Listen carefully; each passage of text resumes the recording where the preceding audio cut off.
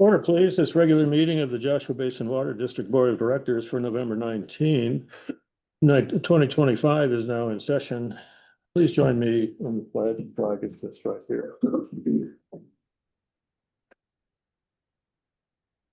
I pledge Allegiance, flag of the United States of America, and to the republic one nation under God, indivisible.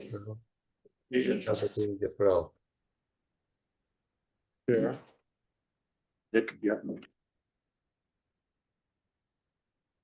Termination of a quorum. General Manager Johnson, a roll call, please. Present. Vice President Booth. Here. Director Fick. Here. Director Charlesburg. Here. Director Short. Here.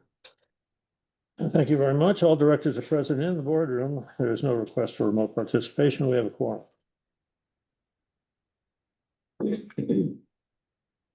Approval of the agenda. Do I hear a motion to approve the agenda? Make the motion. Thank you. Second, Second. those in favor signify by saying aye. Aye. Opposed? Motion approved. Public comment. This designated time is for members of the public to provide comments on any district-related matter, whether appearing on the agenda or not.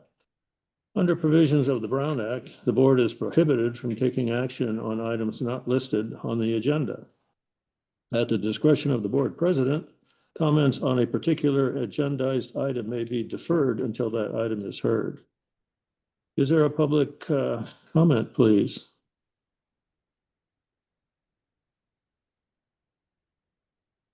Hearing none. General Manager Johnson, is there written, electronic, or voicemail public comment? Not to my knowledge. Thank you very much. Public comment time is now closed. Consent calendar. Consent calendar items are expected to be routine and non-controversial. To be acted upon by the board at one time without discussion. If a board member would like an item to be handled separately, again, it will be removed from the consent calendar for separate action. We have one item. It's the draft minutes for the board meeting of November 5. Does anyone want to remove this item from the consent calendar? Is that where the meeting minutes are? Yeah. I would like to remove that. Okay. The consent calendar is vacant. Item 6, draft minutes from the board meeting of November 5. Public or any comment, please, Vice President Doolittle. So on page 7, it's in my report on the third bullet. I just want to clarify. When I requested the PowerPoint presentations, I was requesting that they be put on a private cloud drive. If that could make it available to us. I wasn't asking for a thumb drive, which suggests like manually giving us a thumb drive. And I'd heard that maybe they would be loaded on the website. I thought I heard that, but anyway. And this is very small. I don't want anybody to stay home from their Christmas holidays doing this. It just would be helpful. Because sometimes we have really great presentations and we have no way to refer to them again. If possible. And oh, yeah. And afterwards, and we'll get them uploaded. Oh, I absolutely realized y'all are getting them at the last minute, so they're not part of the packet. I knew that's what was happening. Thank you. That was all for me on these minutes. Is there any other comment on the minutes from November? Any public comments? Is there a motion from the board to approve the draft minutes for November 5, 2025? I move to approve the minutes, the very good minutes. I'll second. Thank you very much. We could do a roll call on that. Those in favor of approving the November 5, 2025 minutes, board meeting minutes, signify by saying aye. Aye. Opposed? Motion carried. Discussion. Speak this evening for some reason. Discussion action calendar 24-25 annual financial report, AKA the audit. Director of Finance Ann Roman, if you please. Thank you.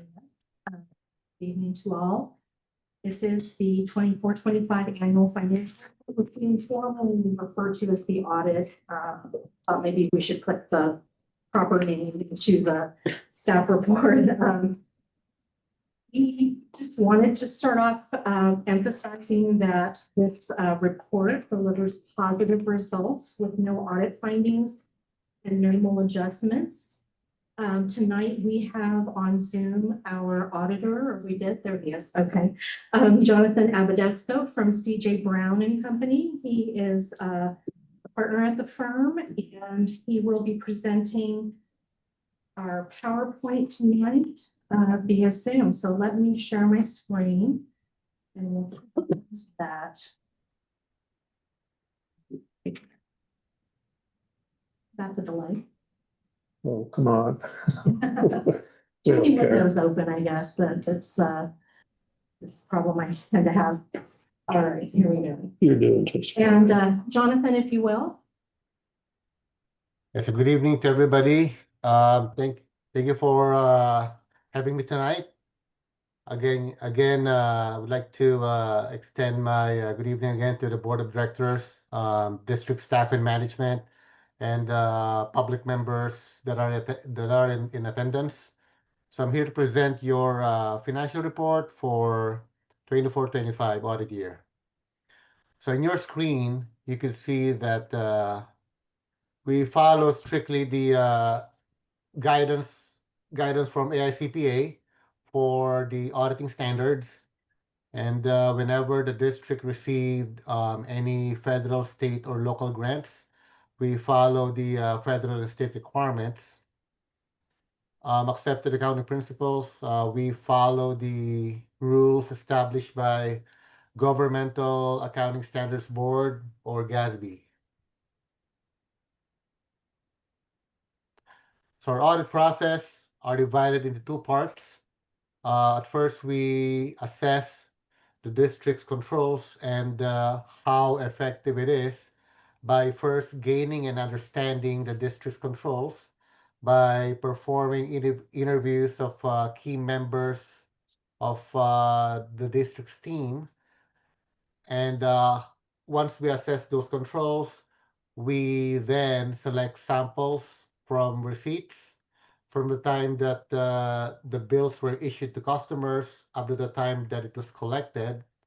We test those controls, as well as for payroll, disbursements from the time that you receive the invoices from vendors up to the time that you guys pay your vendors into your accounting systems. We do test that.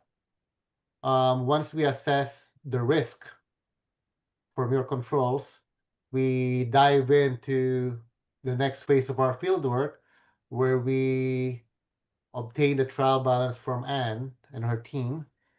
And we do audit the trial balance in relation to all of your accounts, from assets down the line to expenses. And we do match those with supporting documents. For instance, let's say for cash, we make sure that it matches your bank statements and your ledger. Also, at the bottom of your screen, you can see that we consider the risk of fraud whenever we perform our audit. When we perform the audit, we don't take the documents verbatim. We audit them. We are skeptic, meaning we make sure that everything ties to the T. And we also perform an interview of one of your board members and key management team.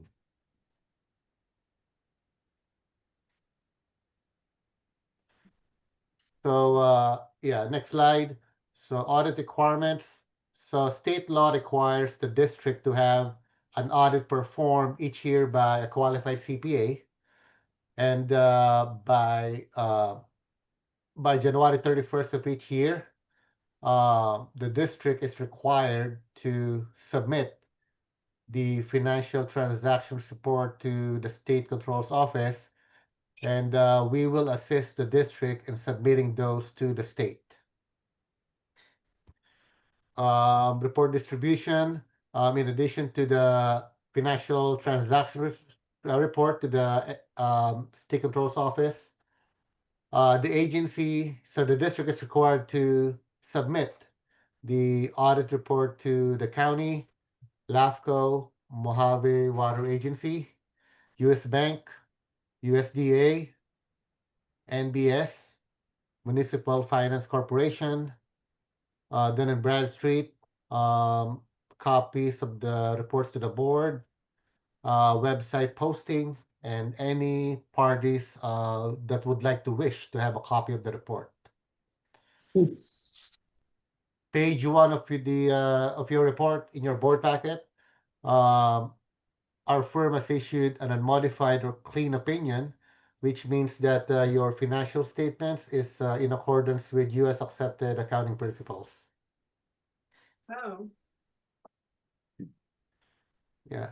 Okay, so also in your board packet, I believe you have a letter which address any findings that we have noted during our audit. And so basically we're just summarizing the report by saying, that we had a pleasure of working with Anne and with Sarah, and there were no difficulties encountered in performing the audit.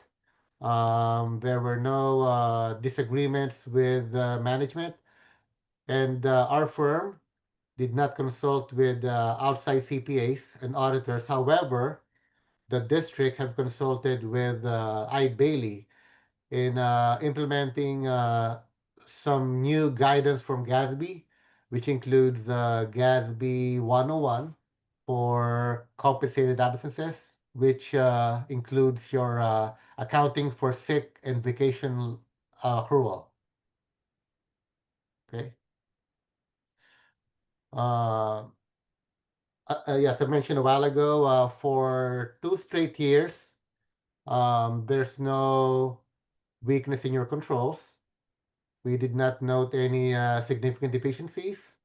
I would like to commend the district's team for making sure that fraud doesn't have any place within the district.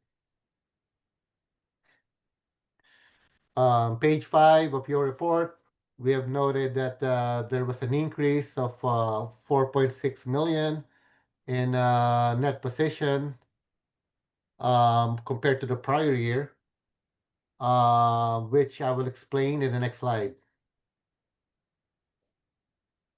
So overall, your overall revenue on the third line, there was an increase of $1 million or close to $1 million, which can be attributed to an increase in your water consumption sales, where during the year, approximately 1,300 additional units was sold compared to the prior year. And water service charges, there was an increase of $115,000 due to scheduled rate increases during the year. Your non-operating revenue, there was a jump of $268,000, which can be attributed to the district having a great return on investments from your camp investment by $154,000 and property taxes of $100,000. Your expense or overall expense, there was a $250,000 increase from the prior year, which can be attributed to an increase in your pumping, production, and treatment costs. And as I mentioned, you have a very healthy net position where you have an increase of $4.6 million, which can be attributed to a great fiscal management by the district.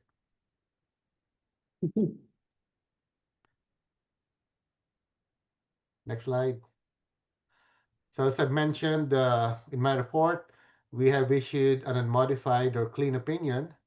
Your net position increased by $4.6 million as a result of as I've mentioned, great fiscal management by the district.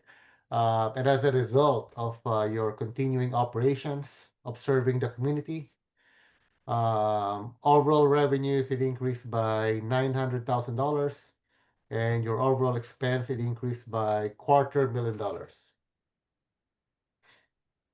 Any questions from the board or public members? Yes.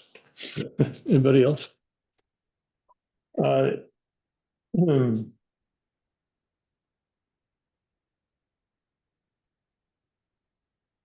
A couple of things I was wondering about.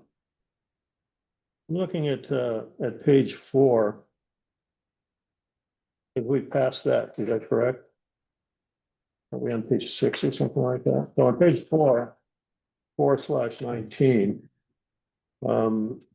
When I look at operating revenues, which would include water sales, I assume, did I see that in here?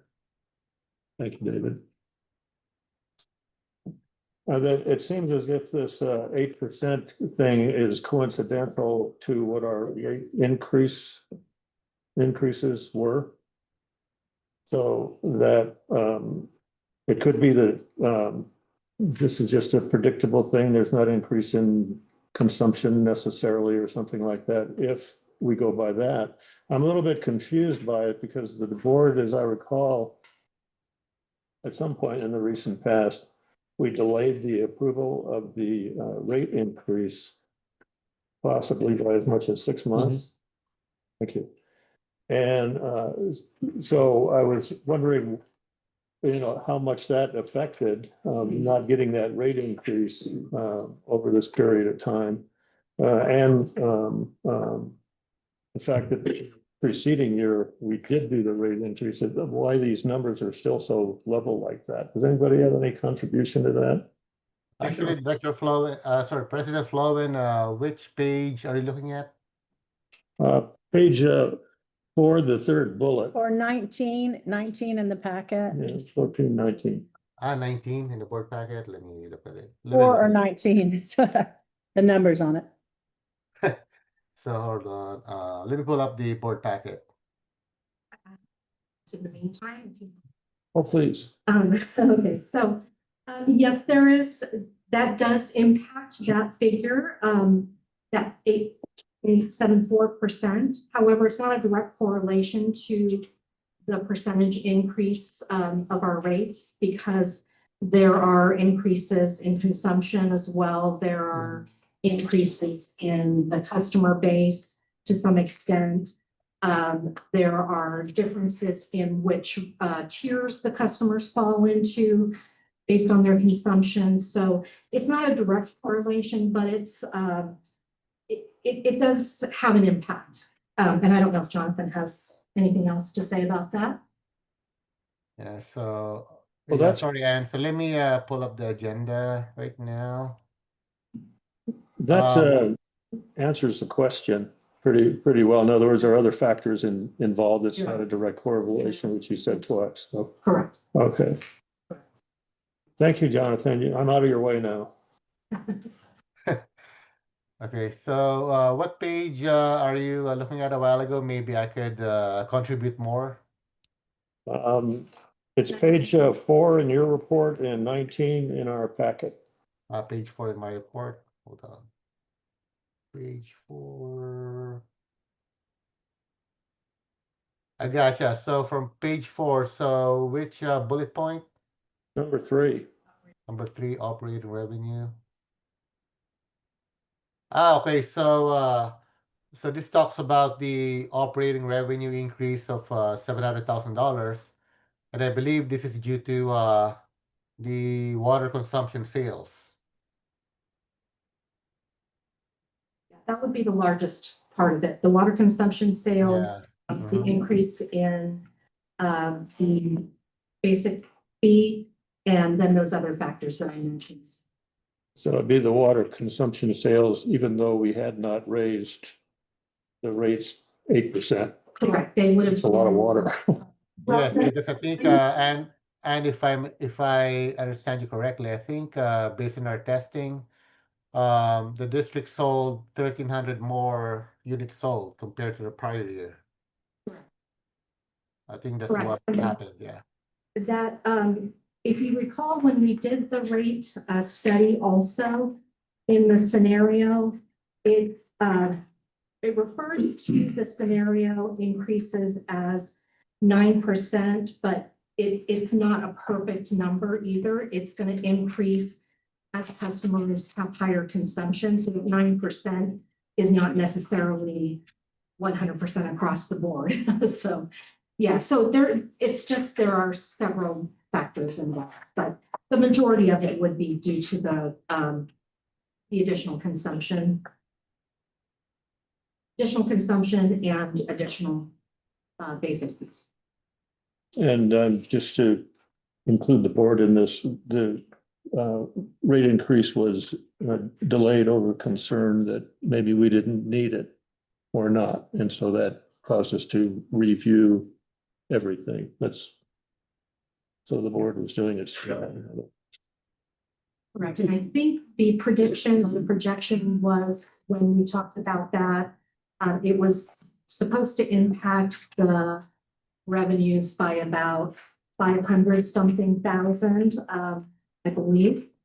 Correctly, or maybe that was for the whole year, and we just did half of that.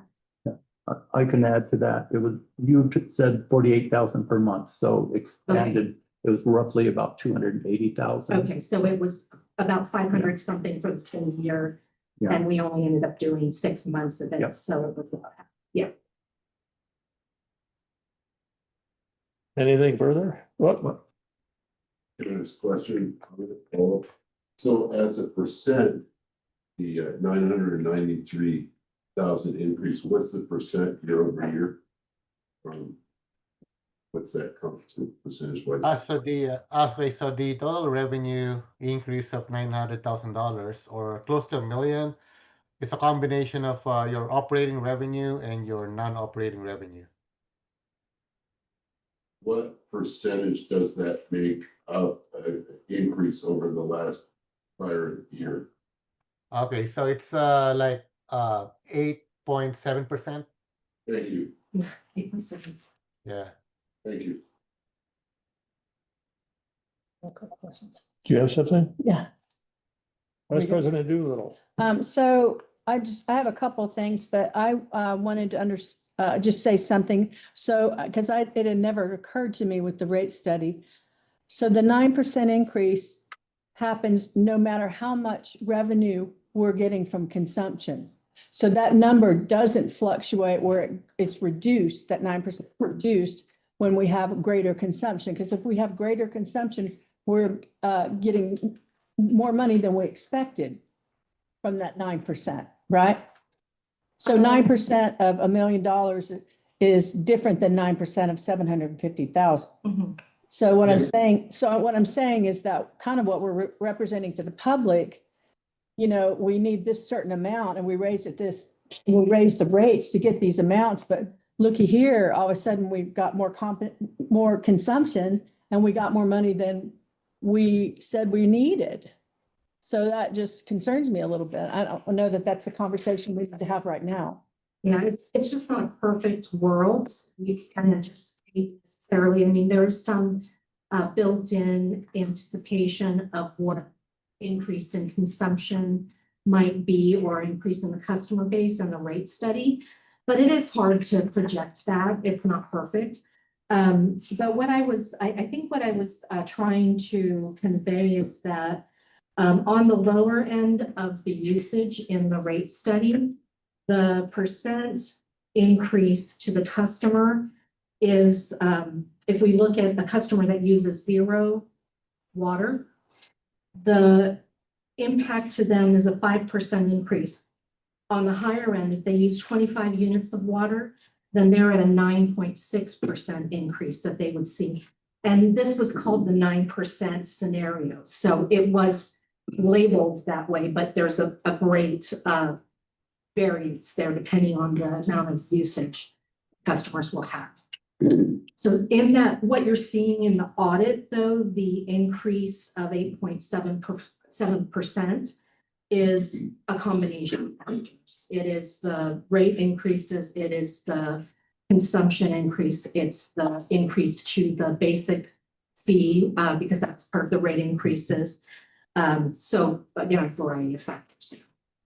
And I know that this is not the first time we've heard about increased consumption, but looking at it all together, I'm just struck if we've lost population, how is our consumption increasing? That's just surprising to me. We might have lost permanent residents, but there's still short-term rentals that are utilizing water, so there's still water being used almost in the same way as permanent residents. Also, we've completed our meter replacement program too, so any of the old meters that were not reading the proper quantity, they're low, in other words, that disappeared over time too. Okay, and Just following up on. Currently, 1,300 more units sold year over year, right, of water. Yeah. Approximately, and so of those new units, you guys could, of that, the new units, you can track independently, you can parse that out of the. It's the total, year over year, so the difference between last year and this year's consumption sales. Sure, Yeah. sure, so the new meters, well, to follow up a little bit with Mr. Sloan, is that? Yeah, Okay. whatever. You can find out, you'd probably track the new meters, with AI and everything. You can find out what the new meters are doing compared to year over year. Are they always? Yeah, I mean, that is how meters work. Generally, they do slow down over time, so when you replace them, that increased consumption is expected. We track them as a whole. If we were to look at each account individually, we could see that where the meter has been replaced. We don't have an easy way to do that. Bring all the new ones. Right, well, they're actually all, so over the 5-year or 6-year period, is it 5? That we did this meter replacement program, we phased in new meters, and so we slowly saw that impact occur. But by now, we should all have new meters in place for all the, yeah. So the rollout is complete. It's complete. And another factor is that it would be really challenging to follow just one meter because we could have multiple residents living in there, different tenants, so the usage would change depending on who's living at the parcel. So Sure, but over time, I was just wondering if it's possible with the programming and stuff to look at and start parsing out and seeing individual trends, versus the ones that were changed and year that affected the period. Now, again, it's fine. I was just curious. I'm still talking. It's a good question. Yeah, and thank you to our guest for being here, and I appreciate that question.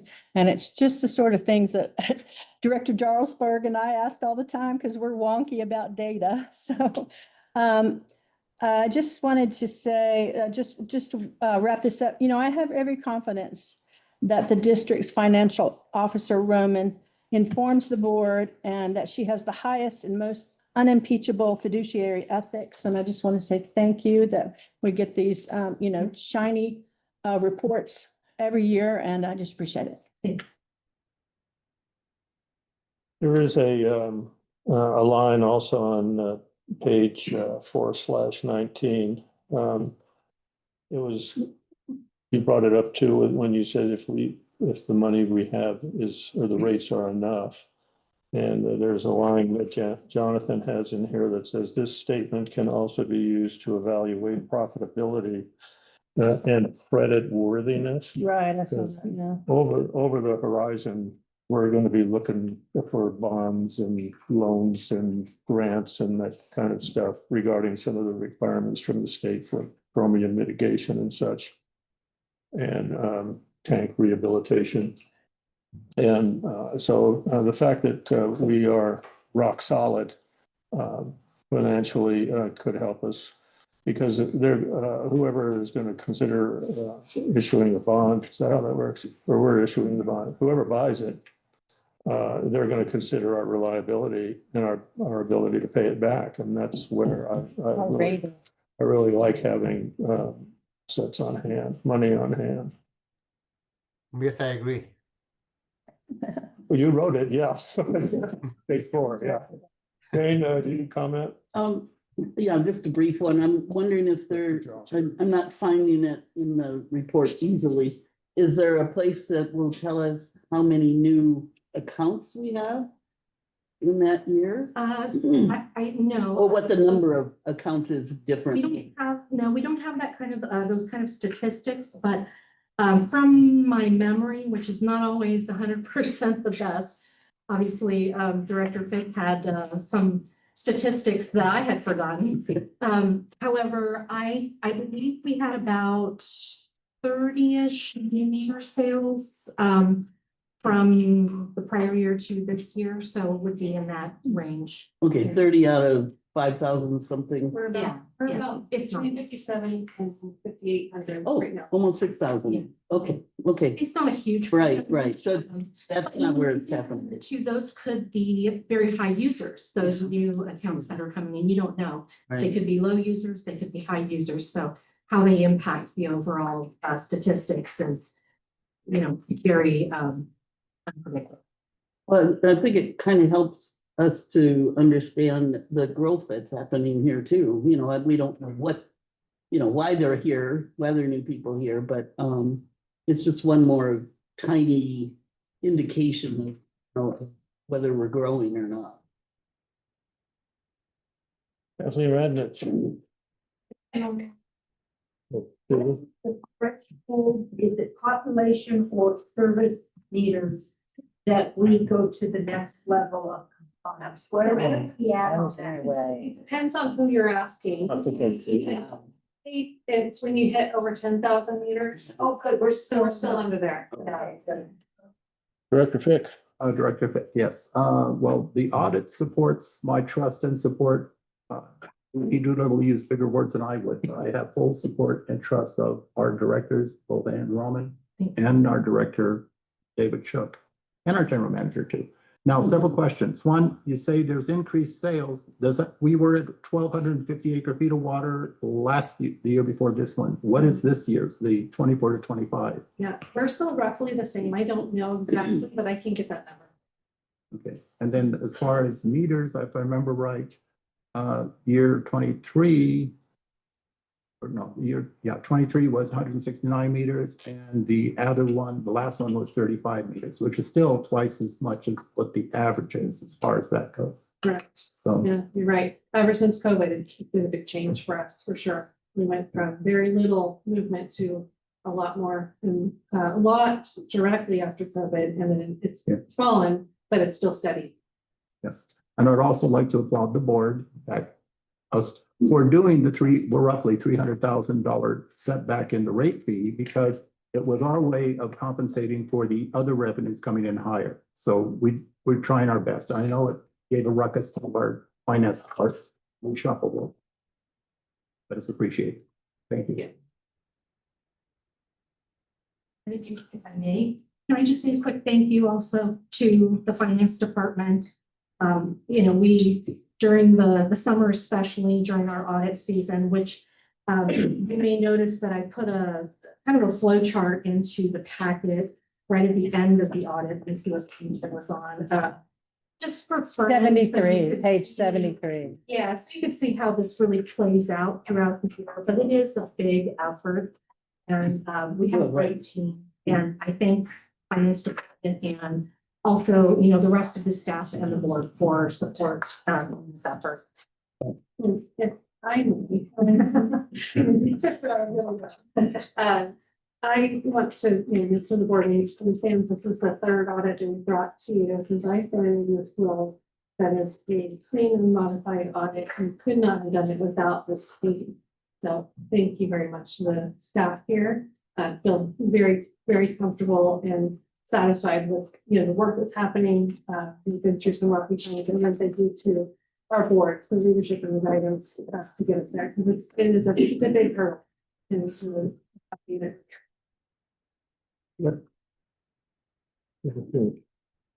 Jonathan, are you ready to go? We got carried Actually, away. I would like to, I'm just listening to your conversation, and I would like to again, commend the district's team of always, being detail oriented, especially Anne. She never hesitates to, seek for best practices and guidance to make sure that the books of the district are being presented properly and in compliance with laws and regulations.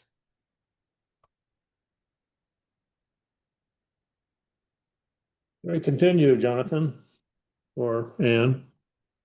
I think that's really the highlights.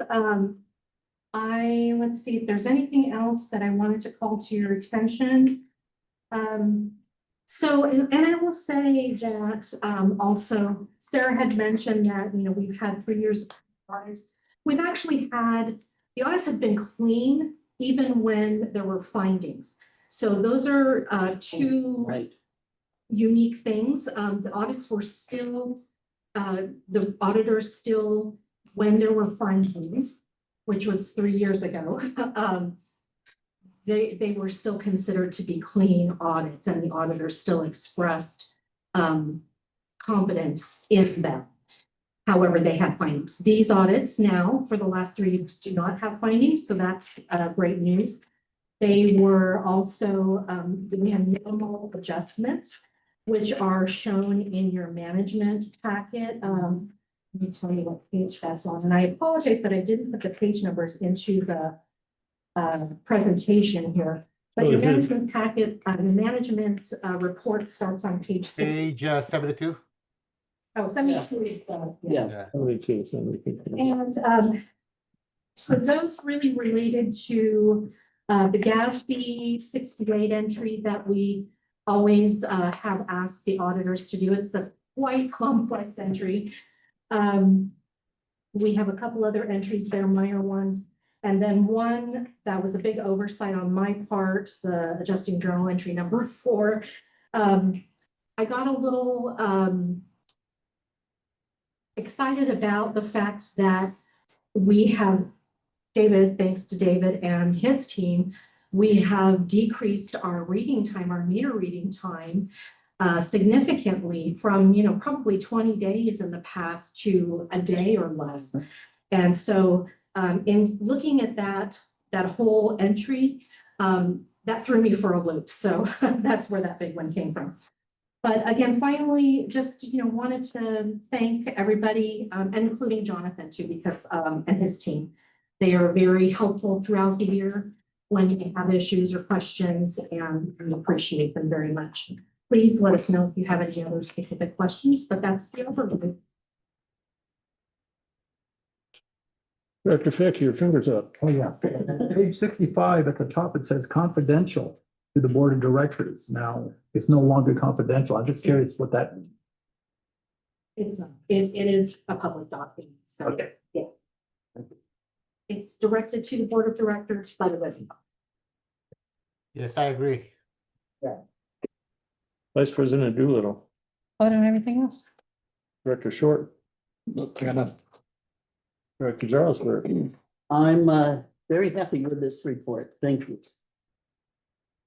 So this word restated, you just mentioned it, appears periodically in the report. So when the word material comes up here too, if there's some sort of a material error, that's when that you discover in the preceding audit, you would then go back and restate, which means correct, I assume.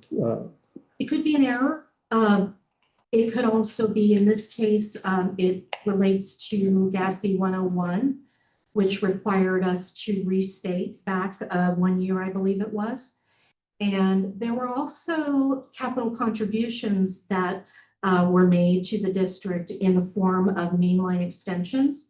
that we were not able to, in a timely manner, obtain all of the documentation that we needed to enable us to put those on the books. And so when we were finally able to get that documentation, we were able to put those on the books as assets. And so we did that this year, but we had to record that as of the year that the asset was acquired, which was a prior year. And so that's where the restatement came from. So it can also be an error correction. In this case, I wouldn't really call it an error correction. I don't know if Jonathan has any other thoughts about GASB 101. Yeah, so GASB 101. So it talks about the changes in the compensated absences, the way vacation and sick accrual are being recorded in the books. So per GASB 101, so right now, let's say, for example, if you have 100,000 worth of sick and vacation accrual, that needs to be trued up by adding the FICA and Medicare tax. So so GASB wanted every district to be transparent by including the corresponding taxes in it. That's why, there's an adjustment from in the prior year. It was a different way of recording than what they had required previously. In the past, GASB doesn't require to accrue the taxes on the vacation and sick accrual. Right now, GASB 101 wanted full transparency by adding the corresponding taxes for vacation and sick accrual. So just for our new guest today, GASB is the accounting, the accounting. Government. Accounting standards, yeah. Yeah. Yeah, in other words, there's somebody that establishes the rules for accounting that are now generally accepted in the United States of America, so that we're. I've been involved stock market. Oh, okay. I just, yeah, would keep you included in what we're talking about. Yeah. Thank you, Bill. Sure. So in other words, these kinds of things, because they get restated and et cetera, that's just normal business. That's, Correct. yeah. Yeah. Okay. And for more details on those adjustments, that's on in your board packet on page, hold on. It's on page 51 of your board packet. Is it 5-1? Yes. Yeah, You want under note 12. 3550.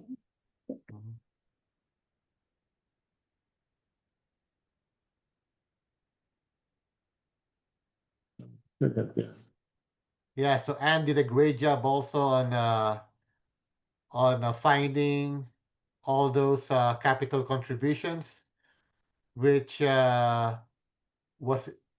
been included in the prior year, and as a big stack of folders that includes that amount. David did a lot of legwork getting that documentation for us that we need. So, yeah, thank you for that. David Correa, Citizens Advisory Council Chair. Do you have any comments on the issues that we're discussing? No, actually, everything looks nice and tidy. I'm glad the little things were straightened out and understood. Yeah, it's great to see Anne and her team in action. So thank you for making it easy. Lynn Harris, do you have anything? He's our representative for the offices of County Supervisor Rao. No, I'm delighted to experience the good work that's obviously done by everyone and beyond. And it's really encouraging for the future of this district and our community. So thank you all for your hard work, all of you. So I appreciate it. If there's nothing further, is there a motion from the board to approve the 24-25 annual financial report? I'll make that motion. I'll second it. Thank you very much. General Manager Johnson, a roll call, please. President Blunt, Aye. Vice President Hughes, Aye. Director Fick, Yes. Director Jarlsberg, Yes. Director Short. Yes. Thank you very much. Motion carried. Thank you. Next item, preliminary discussions regarding potential septic to sewer project in Joshua Tree. This is for information purposes only. No action will be taken. General Manager Sarah Johnson, please. Thank you. So we are going to follow up.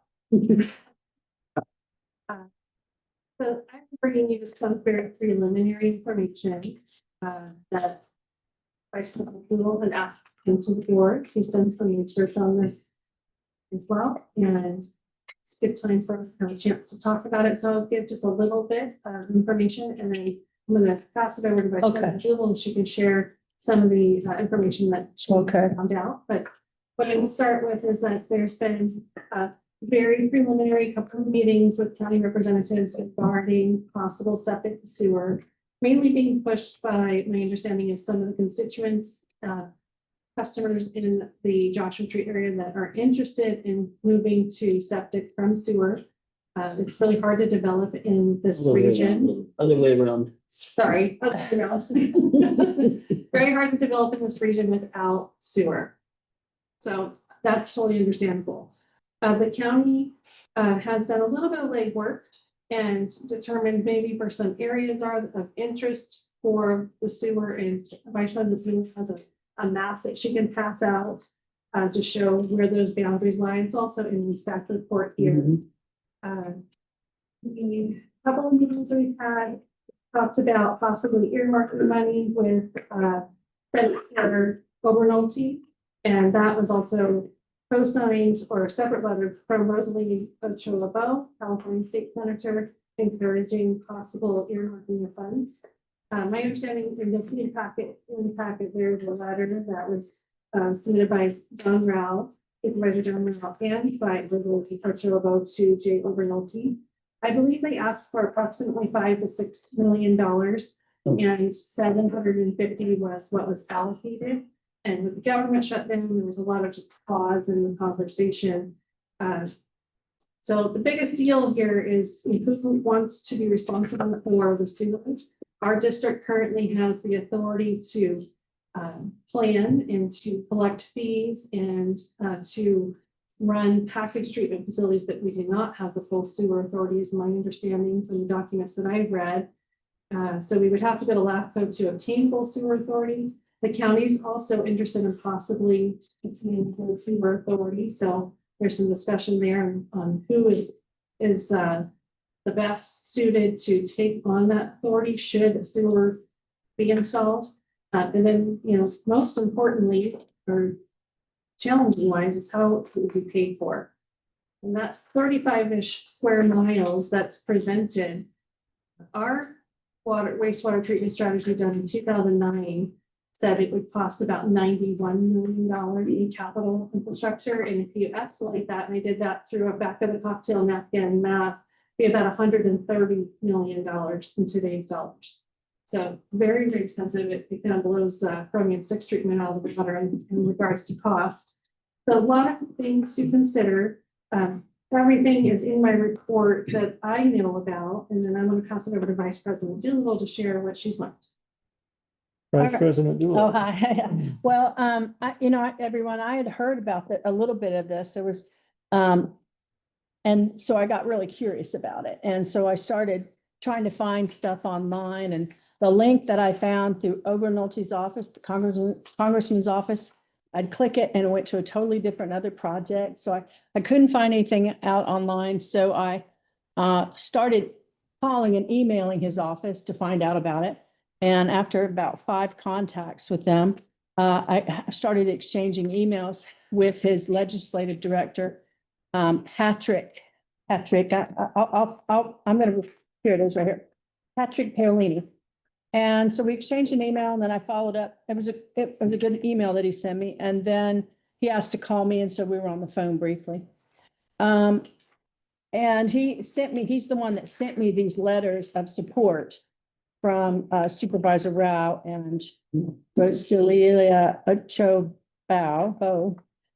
So anyway, that's where that came from. And then he also told me the boundaries, which I didn't realize there was going to be maps passed around. So I have extra maps here if anybody can, out there wants to take a look. If you guys want to pass those around, Lisa. And just to clarify, these maps are not from the county. It's something that you put. Yes, it's something I put together, and it clearly states that's potential. It says maybe, so it's not something official. It's what officially was in the request to the congressman. And these were the boundaries. And because I couldn't figure out the boundaries just by reading those street names, I drew up a Google map, and that's what this is. Again, it's not officially from the county. I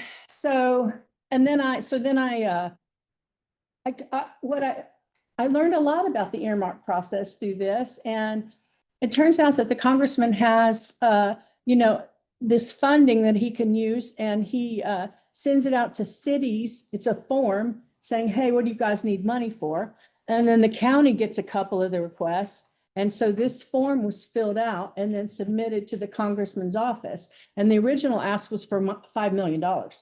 And, but I wanted to see the request. I just wanted to see what it said. And I got to see the empty form, but I never did get to see the actual form. And I called the county, and I got some help from Field Rep Harris looking for it. And the county said it's not the right time to look at it.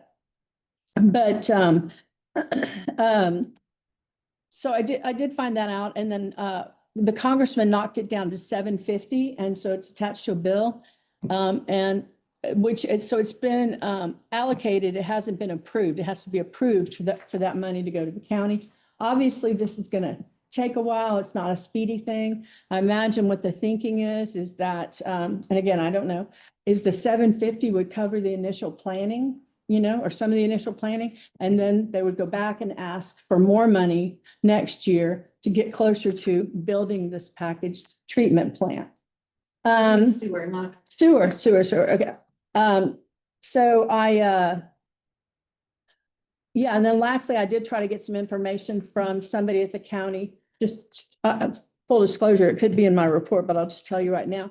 And her name was Leah, and she was she's in the Office of Government Relations. She's a deputy in the Office of Government Relations. So then I just have a few things to say about it. I enjoyed looking for this because I have an investigative streak. So I was enjoying trying to figure this out. One thing I want to say is I clearly remember LAFCO being here 4 years ago and telling us that we could easily get the wastewater powers. Maybe things have changed. Do you know what LAFCO is? No, I was. Local Agency Formation, right? Committee Office. And their job is, they're a state office, and they are designed they're broken up all over the state too into sub officers, and they're designed to establish our boundaries and the activities that we participate in within those boundaries. The state has to approve what we're doing. We couldn't just make up a water company. The state has to approve it. And that's, they have guidelines for all this kind of stuff that we have to comply with. Otherwise, they could stop what we're doing, which I don't think they would do. So just to continue, when I was looking at all this, and I was understanding from the district that there wasn't much knowledge about it, and then later there was a little bit more understanding that there was a little bit more known. I was concerned about this because I'm sure a lot of you would agree. If you don't have a seat at the table, you're on the menu.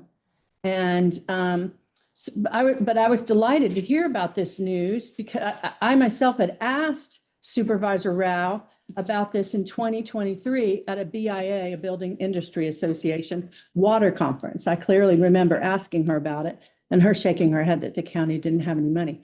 And I know that lots of business people have requested this.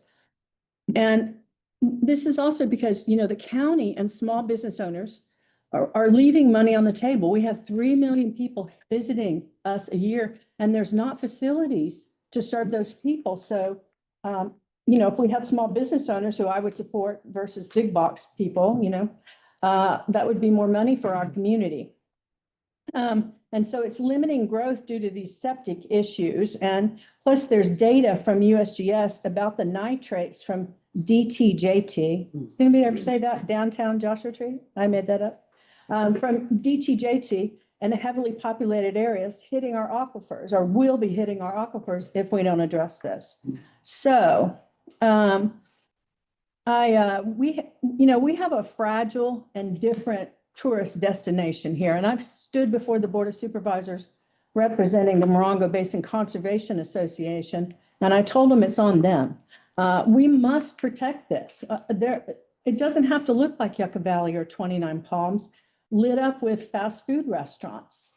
We need to preserve our dark night skies, and we need to preserve a village feel so people from Los Angeles can actually escape to someplace that doesn't look like Irvine. Lastly, I just want to say, I haven't talked to some people. There are ratepayers who believe, and I agree, that they're not in support of this sewer unless we have a formula retail ban for downtown. And I think that's a good idea. If we want to preserve a formula retail ban, so formulaic kind of retail. Right, Okay. limiting growth, not banning it. Well, it's limiting, right, it would be limiting having Jack in the Box and McDonald's and, four, right, 4 Starbucks on each corner, all that sort of stuff. So if we're going to protect this and be Joshua Tree and not be anything else and provide that for the citizens of California and people from around the world to come to some place that looks unique. So I agree with that, and that's all I have to say about this. Does anybody have any questions for me? How do you get a formula retail ban? Well, I'm not really certain of that. I know that I believe that's Tom. I talked to former head of land use, Terry Rahal. She was doing this and she had an overlay going. It excluded Dollar General because that was in litigation. We're talking about 2017, 18 and all. The formula retail, anti-formula retail, well, whatever, the formula retail ban or the anti-formula retail overlay would be any business that was more than a dozen a dozen agencies. Yeah, in other words, it would forbid anything that was really a formula retail, pretty much, unless there was less than a dozen. And that would be an overlay for downtown Joshua Tree that was about quarter mile wide, and then up park a bit, not too far, but up about another quarter mile south of the park. And that was By zoning, probably the zoning. it's an overlay. Yeah. So and that went away with Terry Rahal.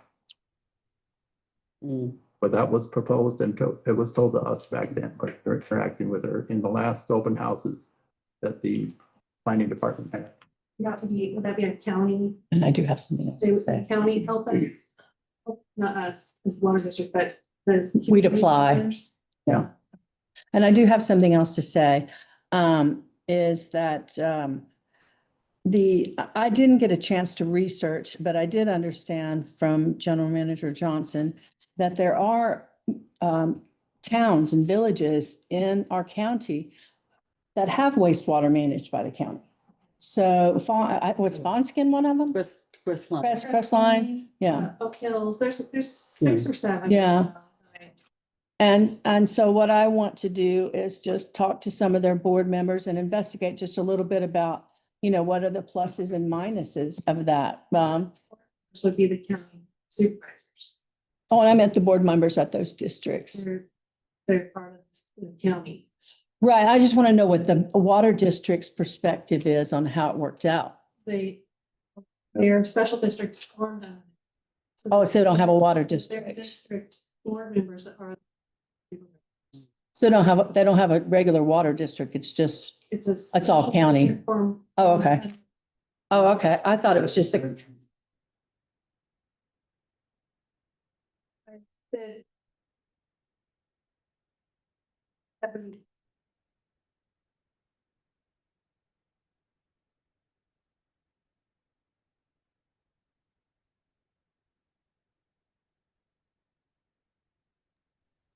Yeah. Yeah. No, the Lido Creek, North, Crestline, Oak Hills, there's a few more. And those are all under the county board supervisors. Am I correct on this? They're the special district. Special board. Yes. And so their issues for those areas would go to the board of supervisors for approval or budgeting. How does that work? If you know. Sorry, put you on the spot. Let you know. Okay. That's the way. Spider web of bureaucracy, but I can think. Okay, yes, that's the way I understand it, but I don't know everything about this. It's still, like I said, very preliminary. All the conversations I've had have been kind of in passing. And I've had one with a couple of staff members from the county that they're the ones that do this with these other cities, towns, I guess they're not only cities, but townships or many townships. They're just rural Villages, communities. Yeah. So they're the ones that told me which ones they, so I asked that question. So my understanding, is the county board of supervisors serves as the board for those special districts. And then another thing that General Manager Johnson brought up when we discussed this was that the community would then be going to the county for wastewater issues and permissions, et cetera. They would be not coming to the water district. I don't know how clear that would be for the county. I can't imagine that we're going to be shielded from, I have a question. Is that something that we could start a separate special district to take control of? No, it'd be under the special district. We'd have to go to LAFCO Okay, and then get the authority to obtain the sewer. okay. all right, I think that is all for me. Has there been any entertainment? Perhaps we can patch into some federal dollars. Because it is the park that's putting the pressure on the community. It seems like it would be in there, it would be, perhaps there's money someplace there. Well, I imagine so. And, there's a lot of powers that be, and this again is all preliminary. It's not a done deal by any means. And the money could, go away, or they could do that initial study and then say it's not going to work, or, there's all kinds of possibilities. And for that. One question, you talk about sewer versus treatment, obviously, gravity treatment is a separate issue, and it'd be probably down towards 20 homes, right? So not gonna. Well, I don't know. Yeah, that would all be, engineering, but your common sense tells you that you would want to let gravity help you Yeah. with that, because pumping it uphill would be, They the wrong can direction. expand that. Well, that facility was built for Yucca Valley's output, not for Joshua Tree's output. That's one thing to consider. Another thing to consider is water, whether it's water you drink or sewer water, has value. And it's very important that the water that's produced in Joshua Tree remains in Joshua Tree. Gotcha. See a hand out, Oh, Jane must. Well, Kathleen Kathleen's been Oscar. waiting. You rank. That's right. She does. Well, I had some questions on page 75. First of all, I don't really understand this phase 1 project area. I don't get it. Is this supposed to be our potential commercial district? The map here, Well, it says here on page 75, that corresponds to the map. yes, that- exactly. Yes. I didn't understand the east and west actually, but it seems like a very small area. And is that just supposed to be our commercial area where this might? There's a lot of residential, not a lot. Some residential. Yeah, north of In the district here, not too far on the other south No. side of the highway.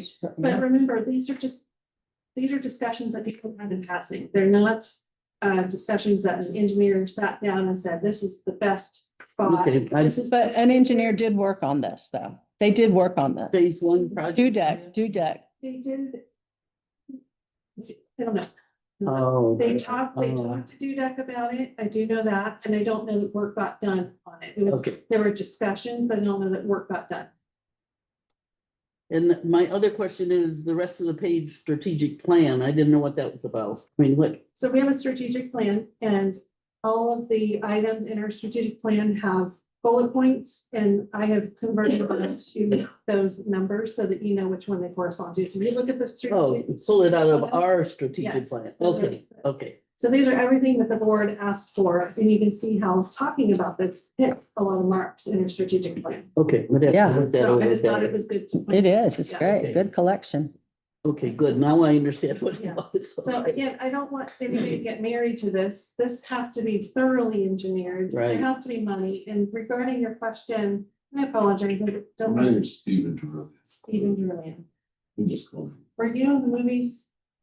I was. Ah. The first movie was Forrest Gump. So. Really? Wow. Okay, sorry, squirrel there for a minute. These, again, very preliminary, need to be engineered, and regarding your question, the county supervisor, Don Rao, did ask for an earmark of federal money, so there's requests going out.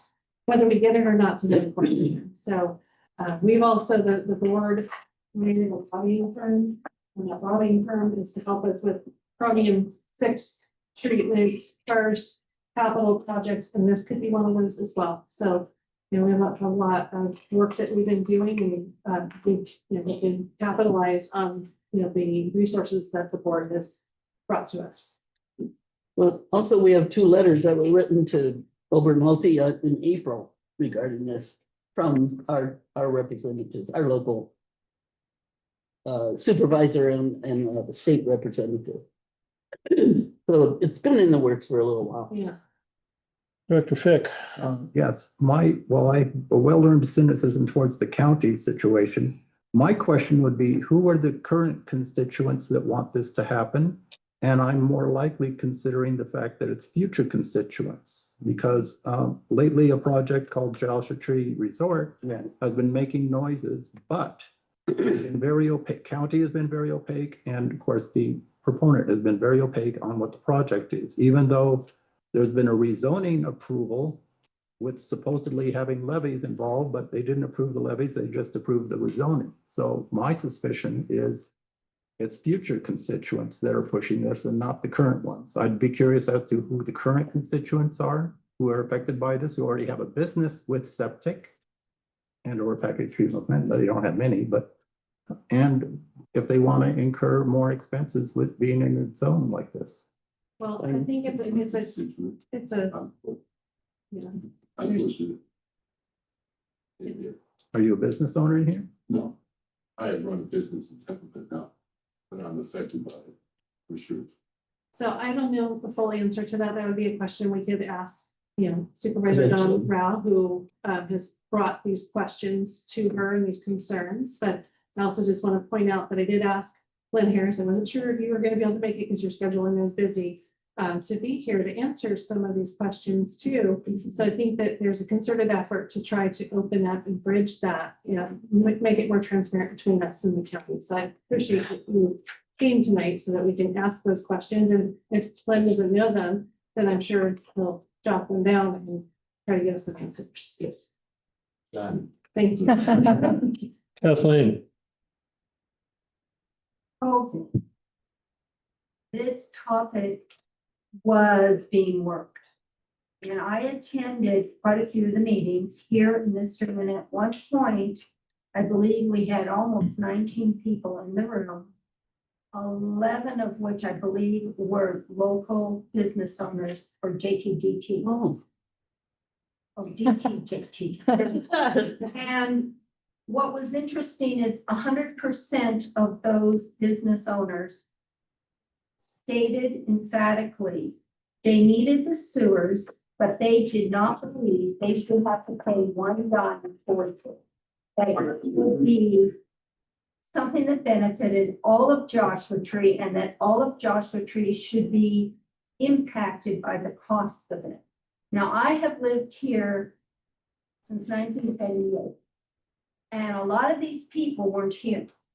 But I was very kind and I said, that's okay, I'll share my town, you can move in. And now they want me to pay for their business, and this is what I'm hearing also other people who are like me and live here. That we really didn't want all this growth, but it happens. But they also want us to pay their way. they're not new development, they're already here, but they do not feel that they have to pay one line towards it. Now, maybe, and I was gonna ask Director Doolittle, have you heard from the latest group, because it's been about 18 months. Do they still have this attitude that it shouldn't be on their shoulders because they're the ones that are doing all the work and generating the tax dollars and stuff like that? Well, It was very, I hope they've changed. Well, I actually was waiting to talk to anybody until we talked about it at the board level. So, you know, That is my huge question. It's a good point. I haven't heard that. I think, you know, everybody's, as a business owner, is probably fairly reasonable to understand there's cost associated with this, and it's very, very expensive. Yeah. And if it's something that the village wants, then there's gonna be a cost to it. And it's an expensive cost, you know, a lot to consider.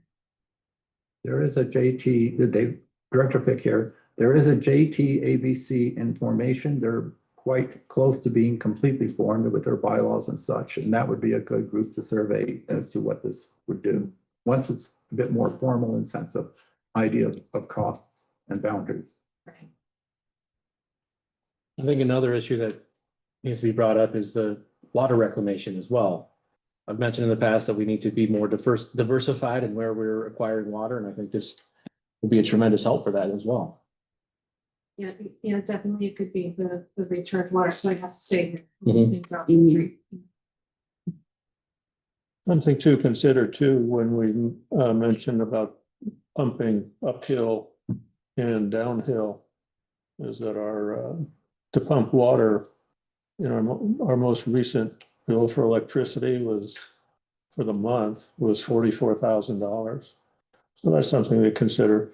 So too, if we're gonna have money from the outside, which would be essential, I think, I would be concerned about who establishes the timeline for all of this too. There's a life cycle on, say if it's a grant, a life cycle on the grant where we break ground, so to speak, which could mean hiring an engineer for all I know.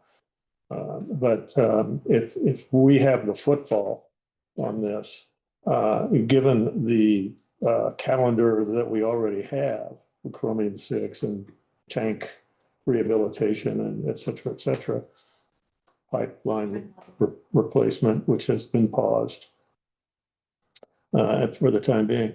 So I'm a little bit concerned that this would, this time, and who knows what the time is, would create chaos here. If Yucca is a model, when you run, because part of this unofficial map is residential, and it seems to me there's going to be a lot of individual homes involved in that. And, you know, we or whoever is going to be responsible for running an 8-inch pipe up and down the street. But there's very specific over there about the tie-in to the line. And that, as far as I know, is over there is a responsibility of the homeowner. And so who are these people and how many are there in this district, and what are their feelings going to be about these kind of decisions being made for them without their, I hope, direct participation? That tie-in is very expensive, roughly, you know, $8,500 per home, not including. Oh, you would know. Any mitigation. Oh, that's right. That's right. And not including any mitigation of Joshua trees as well, so. Yeah, and there, If I may add to that, I know Yucca Valley is currently in their phase 2. And for phase 2, they were able to get government funding so that none of the homeowner property owners are have to pay for it. All of it is being. The Joshua tree part? Or the tie-in part? No, just phase 2 of the build out of the sewer. They got, I think, 100 million in funding somewhere, and I forget exactly where. And it is my understanding that now all of the homeowners or property owners of phase 2 will not have to pay the hookup fees, because that's what that's like. People in phase 1, Right, good. it's already done. Yeah. So, But they had you to know, pay. I was in phase one. So- yeah. But they had to pay. Yeah. Yeah. And But please confirm that, but that's my yeah, I think the understanding. money, I don't know, so I don't want to speak with what I don't for sure know, but I think it has to do with the infrastructure. The lateral from the home to connect to the sewer would be Yes. the responsibility of the customer. Yes. I think that's correct. No, that is Okay. correct, but I'm saying this potential new funding they got Oh, specifically for phase two for the is to cover those costs. oh, or is it to cover the Joshua tree mitigation costs? No, that's That's a separate. whole This nother- is, how new is this funding? Well, I was at their, Open house. yeah. And this is what they That's the messaging that we got at the Western Joshua Tree at Town Hall a couple weeks ago as well. Is it Yeah, the yeah, laterals phase are two. being covered? Yeah. That's amazing, Yeah, amazing. That's a. There was an individual that was in phase one and asked that question and Yes. was pretty upset about. Me. Yeah, really, really. All good. So, All good. so the money could be out there. It could be out there, and so that's, that's important to go after it for sure. CAC Chair, David Correa. No, Director first. Director Vic first. Yeah, I was looking at this map and I was curious, okay, if there's somehow a sewer situation involved, is there a water treatment plant in this square, or there was mention of a pipe going west? Yeah, again, mm, it is preliminary. These are just back of the cocktail napkin drawings that there's dissolution. There's no engineering in this. That would all have to be done still. So this is a prototype of Whose what it napkin could is look like. this?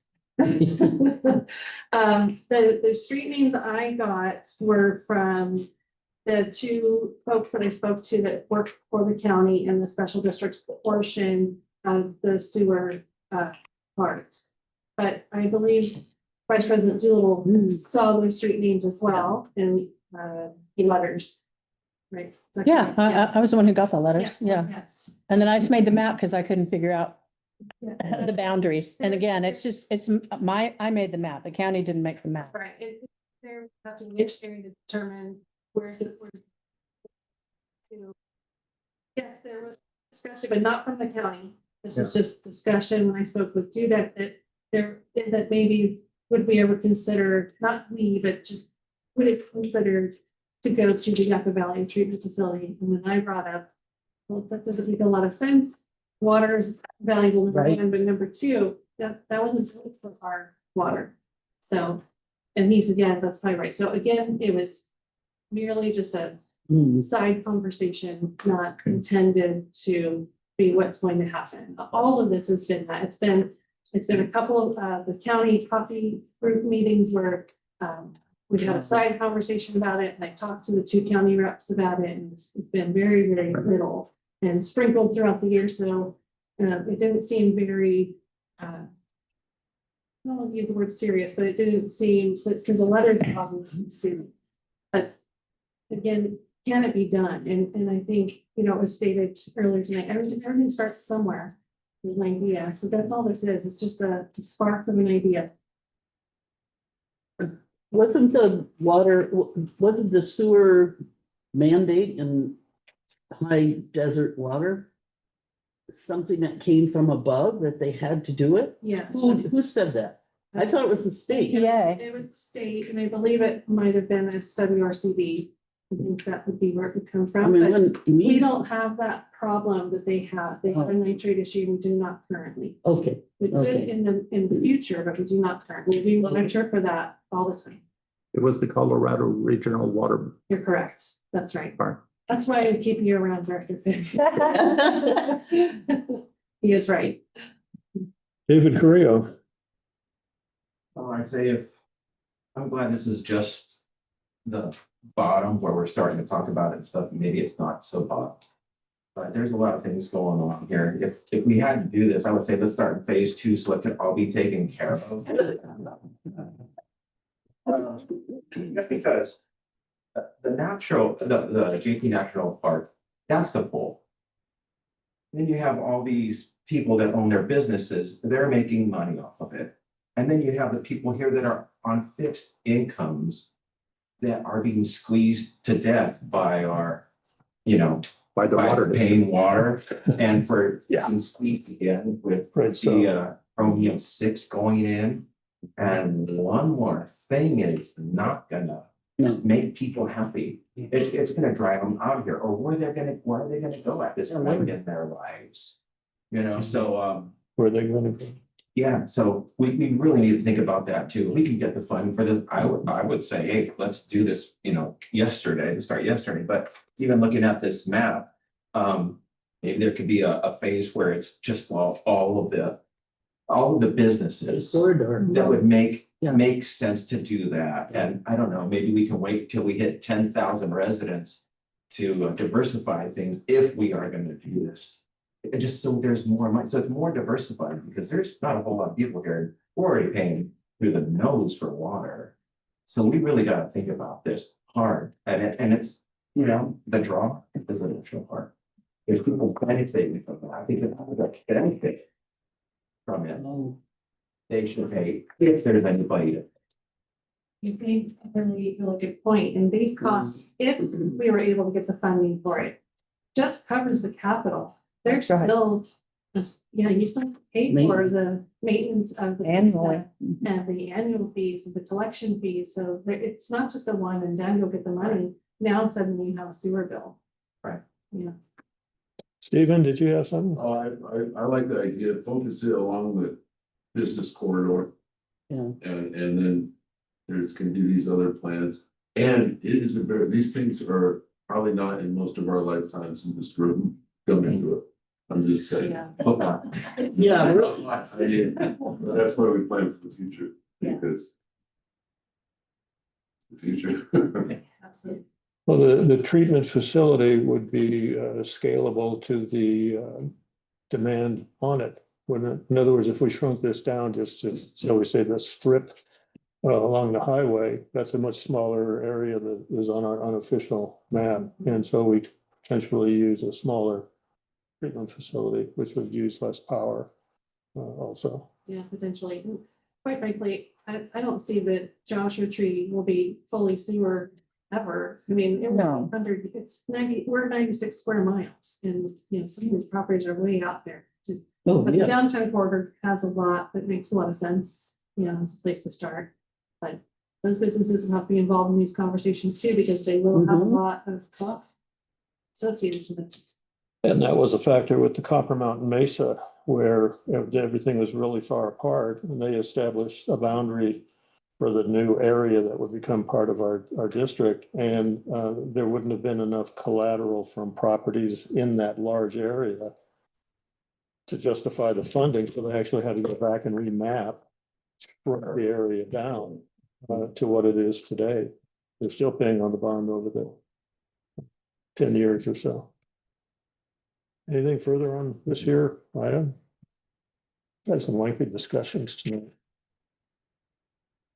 Well, thank you very much. Nobody from the public? Oh yeah, anybody on TV wants to make a comment about this stuff? Hearing none.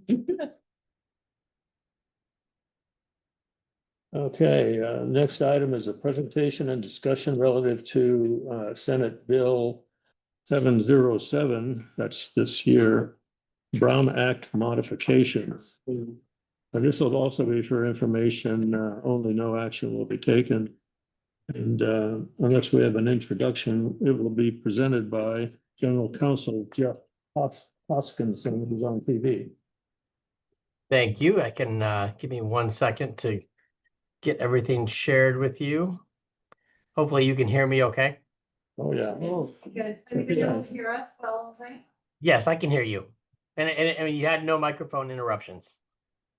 And if my microphone is coming across too loud on your side, I can also try and turn it down on my side if you like. Maybe you're good. Let me try and do that for you. Give me 1 second. Hopefully it doesn't overshoot. Is that any better? Yes. Yeah. All right, let's try and share the screen with you. Okay, so I am here to talk about it. Unfortunately, this is not as exciting as sewers, but I did want to give you all an update. I'm going to say largely this update is probably more to counteract what you might be hearing about other agencies having to deal with. The Senate adopted, or the Senate, the California legislature, or California adopted changes to the Brown Act this year, SB 707.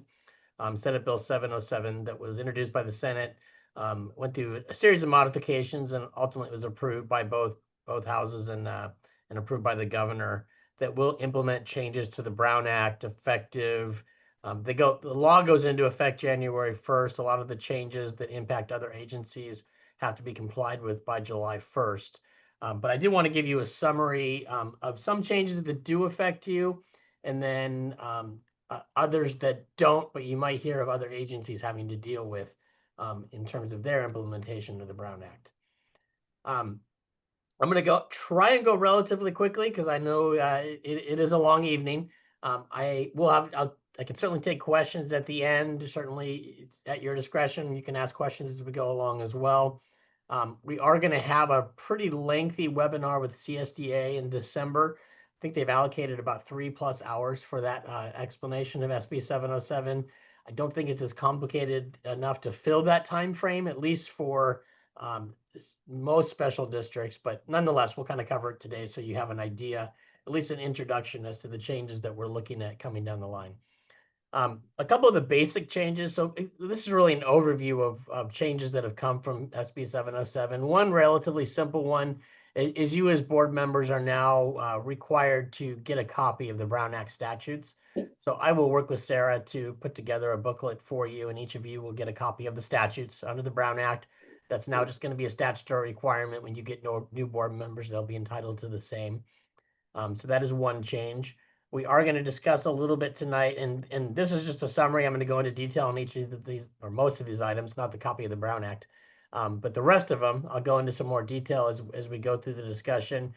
They have permanently adopted the social media restrictions. I will give you a quick reminder on what those are on the next few slides, but it's not a change in this sense. Before, as many of you may recall, there were social media restrictions in the Brown Act that were put into place in 2020, and those were set to sunset on January 1st, 2026. So what they did was just make those permanent. So they are now part of the Brown Act permanently going forward. There are some enhanced teleconferencing options, as we are going to cover. Just as a kind of a brief summary as to what those changes are that affect you. There are some ADA disability accommodation changes to the Brown Act that allow for increased teleconferencing when necessary to accommodate a disability that override the other teleconferencing options we had before. They have cleaned up the statutes on the teleconferencing provisions. They haven't really added anything new in that regard, but they made some modifications to the state of emergency stat, for instance, teleconferencing that we had introduced in COVID and has done some modifications since. We have the just cause emergency. Those are still in place with the limitations per year. They added a few additional just cause options, which we'll cover. And they've added some options for committees and JPAs, which I will mention as well. They might, whether they impact you directly or not, they certainly might impact you at other agencies, and you might see some changes there. And then we're going to talk about changes to agenda and public participation requirements that are added. These will not be mandatory for Joshua Basin, and I'll go into why as we go through this discussion. But they are going to be mandatory for larger agencies, so you may at other meetings see these implemented. So I want to make sure you're at least aware. So when you wonder why we're not doing this, you'll know why. In terms of social media, again, this is not changed. I won't spend a lot of time here, but as you may recall, board members under the Brown Act are not permitted to use social media to discuss among themselves official business. Basically have a serial meeting outside of a notice board meeting on social media, just like you can't do in emails and you can't do in person. There is an increased restriction in this provision that still exists in the law that any individual member of the board shall not respond directly to any communication on an internet-based social media platform regarding a matter that is within the subject matter jurisdiction of your agency that is made, posted, or shared by any other member of the board. So that is a little bit more than most Brown Act requirements that require a majority to be involved. Here, you're not permitted to react or respond to a comment made by another board member on something within the jurisdiction of the agency. Discuss among yourselves, still under the Brown Act, means any communication that's made on social media, and most specifically that we like to highlight, it includes comments or digital icons that express reactions, such as emojis or other responses to other board members. And again, that is a threshold difference from the rest of the Brown Act. It is to any other board member. My only assumption can be is that that was implemented because one of you reacts to a comment made by another board member and it's on social media and available for all. So that third board member might see it and cause the Brown Act violation. It's the only guess I have. Otherwise, the threshold change has always seemed a bit unusual to me, but that is the requirement for social media. Again, that's not a change. You can still have individual contacts and conversations with non-board members. You can respond to comments from constituents. You can respond or like posts by the agency itself. That's not another board member. Just don't react to comments made by other board members if you just see one. And you may discuss and interact on matters outside the jurisdiction of the agency as much as you desire. So if any of you happen to be friends or follow each other on social media and there's a post regarding something that's completely unrelated to Joshua Basin, you can feel free to react to that without any issues, but just remember to exercise caution. The threshold for a Brown Act violation is low. I'm going to give you a little definition here because this will explain some of the differences that you will see in how agencies are now implementing the Brown Act. There is a new term that's added to the Brown Act by SB 707, and it's eligible legislative body. I don't have the full definition up here, but I want to mention the other two just because this is where many of you may end up seeing it.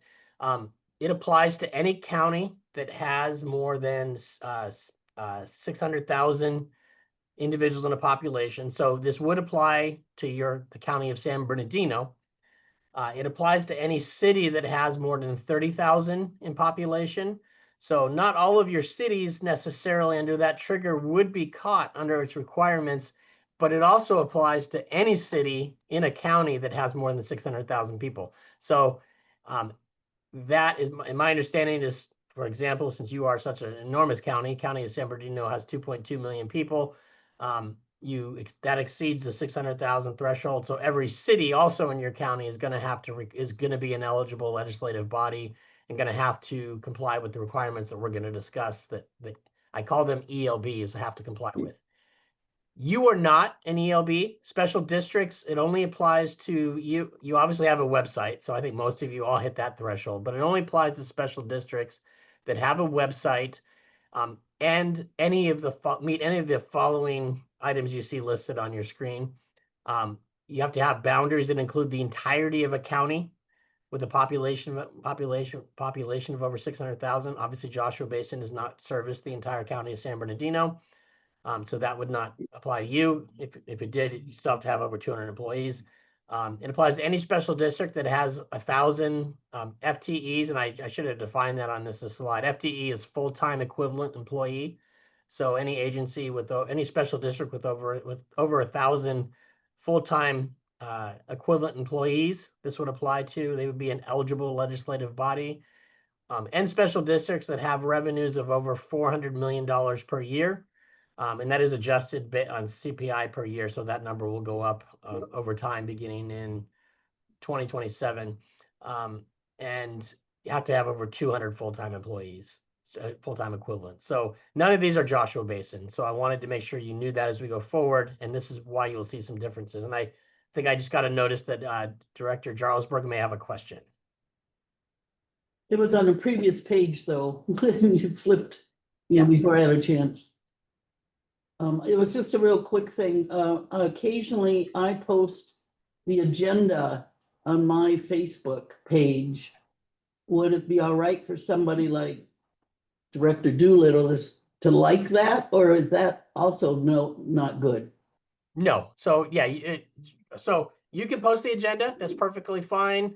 None of the other board members should react to that posting. Obviously, Okay, the other that's- board members yeah. can certainly post it themselves without connection to yours. That's perfectly fine, but you shouldn't interact on just because obviously the posting of it, posting of agenda is probably close because it's a public document that's available everywhere. You're not discussing anything within the business of a district, but I would say avoid it. And just don't interact. Okay. Anything to do with Joshua Basin Water District, I would recommend that as board members, you don't react to the posts of the other board members. Of the agency is perfectly fine. Of another employee is perfectly fine, but not to each other. Yeah, I just, Stacy Doolittle here. So a lot of times I put a smiley face on Director Jarlsberg's post because no one ever posts anything in response. I pity the post. So anyway, that's why I put a little smiley emoticon. So, but I don't know that SB 707 considered that point of view. It includes emojis or reactions if the post is related to the subject matter jurisdiction of Joshua Basin Water District, then you should avoid doing that going forward. But I heard you say that it's all right if we put a like on an agent, the district's post. That's fine. District post, yes. Okay. So on an agency post, because that's not being made by another board member. So that's the distinction. Anything by another board member in social media, you should avoid. If it's relating to the district, you should avoid having that interaction. Even that could. Yes. Was there something else? I thought I heard a. So if Director Jarlsberg posted the agenda and Vice President Doolittle shared her post, that would not be acceptable either? I would recommend you just share the agenda separately without sharing the actual post personally. Well, I have another question. Just trying to get clarity. Yep. So I have another question. I've shared district posts before fine. on community groups. Okay, good. Yeah, that's So, Director Fick, we're restricted to dogs and music as far as topics. Between each other, yes, but only between board members. If one of you wants to share a singing cat, you're welcome to share that, and you can. Don't let it have a JBWD. Yeah. So I want to get back to the ELBs, the eligible legislative bodies. There are some new requirements for public outreach. LEBs have to comply. So you will see the counties, the cities, and large special districts having to do this. You are encouraged to by statute, but you're not required to. So we are going to discuss here. The one part of discussion we'll have at the end of this is if we want to have a policy come back to the board that implements any of this. But the added items of SB 707 include promote participation from underrepresented and non-English speaking communities, provide easy access to agendas and meeting info via automatic email agenda request systems, prominent website links, access to meeting webpage with an overview of how the meetings work, how comments can be made in person and remote, a calendar of meetings, online agendas. They have to provide, and we're going to go into this in a little bit of detail, and ELB has to provide translation of their agendas into applicable languages. And the aforementioned website components that ELBs also have to do. And they have to adopt reasonable efforts to invite community groups to their meetings, which includes, it goes into a little bit of detail in their statutes, but they have to contact certain media, including non-English outlets, and then try to engage civic and neighborhood organizations to increase community that might not otherwise be involved in that agency's business. Now, in their case, ELBs, they don't have any liability for failing to reach out to those specific groups, but they are required by the statute to do so. So not a lot of teeth in those requirements for them. But again, for you, they're only optional and encouraged. So you can adopt components of that. And we'll discuss this at the end when we go through. And ELBs have to do this by July 1st, 2026. So they have a little bit of time to implement those policies. And again, you don't have to, but you're encouraged to. So we can always, at the end, discuss if there's anything you do want to do at this time, or we can have that discussion over time. Jeff, this is Vice President Doolittle, and I had a question on that previous slide. Can you give us an example of what a civic and neighborhood organization would be in our local community? I don't necessarily have a specific example, but I do, in your last discussion, you did mention the Mesa? one. Now, I don't know if this would be the target because it is aimed at primarily disadvantaged or non-involved groups. So I don't know what that would be. I think the statute intends on reaching out to perhaps Spanish-speaking groups or communities that might not necessarily be involved in politics. So, but certainly, one example might be the business group that you mentioned in the last item, where you had civic leaders that might be gathering business groups together. That certainly could be a target civic organization. I don't know what else you would have. And you might not have a lot in Joshua Basin because your population is much smaller than the agencies that are required to do this. There are, for the most part, they're large agencies. I know some instances where you have relatively small cities that just because they're in large counties, they're being pulled into these, and I don't know how they'll implement all these requirements with their smaller populations. But for the most part, that's why these are probably targeted at larger agencies and not small districts like you and most special districts. In terms of like electronic participation, ELBs also, and now you are already doing a lot of this, so it's not necessarily, even if you was required of you, it wouldn't be as difficult for Joshua Basin, but districts are required now to, the ELBs, those large agencies are required to have all their meetings functionally on Zoom. Required to have their meetings held in a way that the public can attend via two-way telephonic and audiovisual platforms like we're doing here tonight on Zoom, and provide for a method for public participation in the meeting, both remotely and in person. And they are required, and obviously this is something we dealt with the last meeting, but they are required to adopt a policy on how they will deal with service disruptions in terms of recessing or restoring and procedures for restoring meetings if there's a disruption in their stream. Obviously, that probably wouldn't apply to the 30-second issue we had last meeting, but they are required to adopt a policy that details how they will deal with disruptions. And I know in the statute for them, it does go into they can, if they have a disruption, it lasts more than an hour and they're not able to restore it, then they can restart the meeting following certain procedures. But again, that's not required of you, but it is something that is required for ELBs. And obviously, it's an important thing to watch how these develop because, as we know, laws develop and progress over time. So this is required for the ELBs now, and it may be required for everybody in 5 years. So we will see how that develops and how that works out. Kathleen Radnich?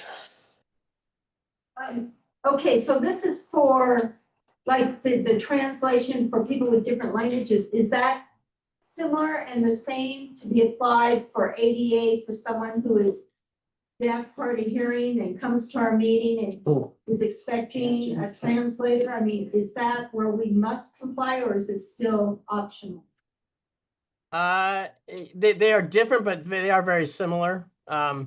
Obviously, ADA compliance is something different, but there are requirements to reasonably accommodate anyway. So it depends really on the circumstance. I don't know of any obligation you have.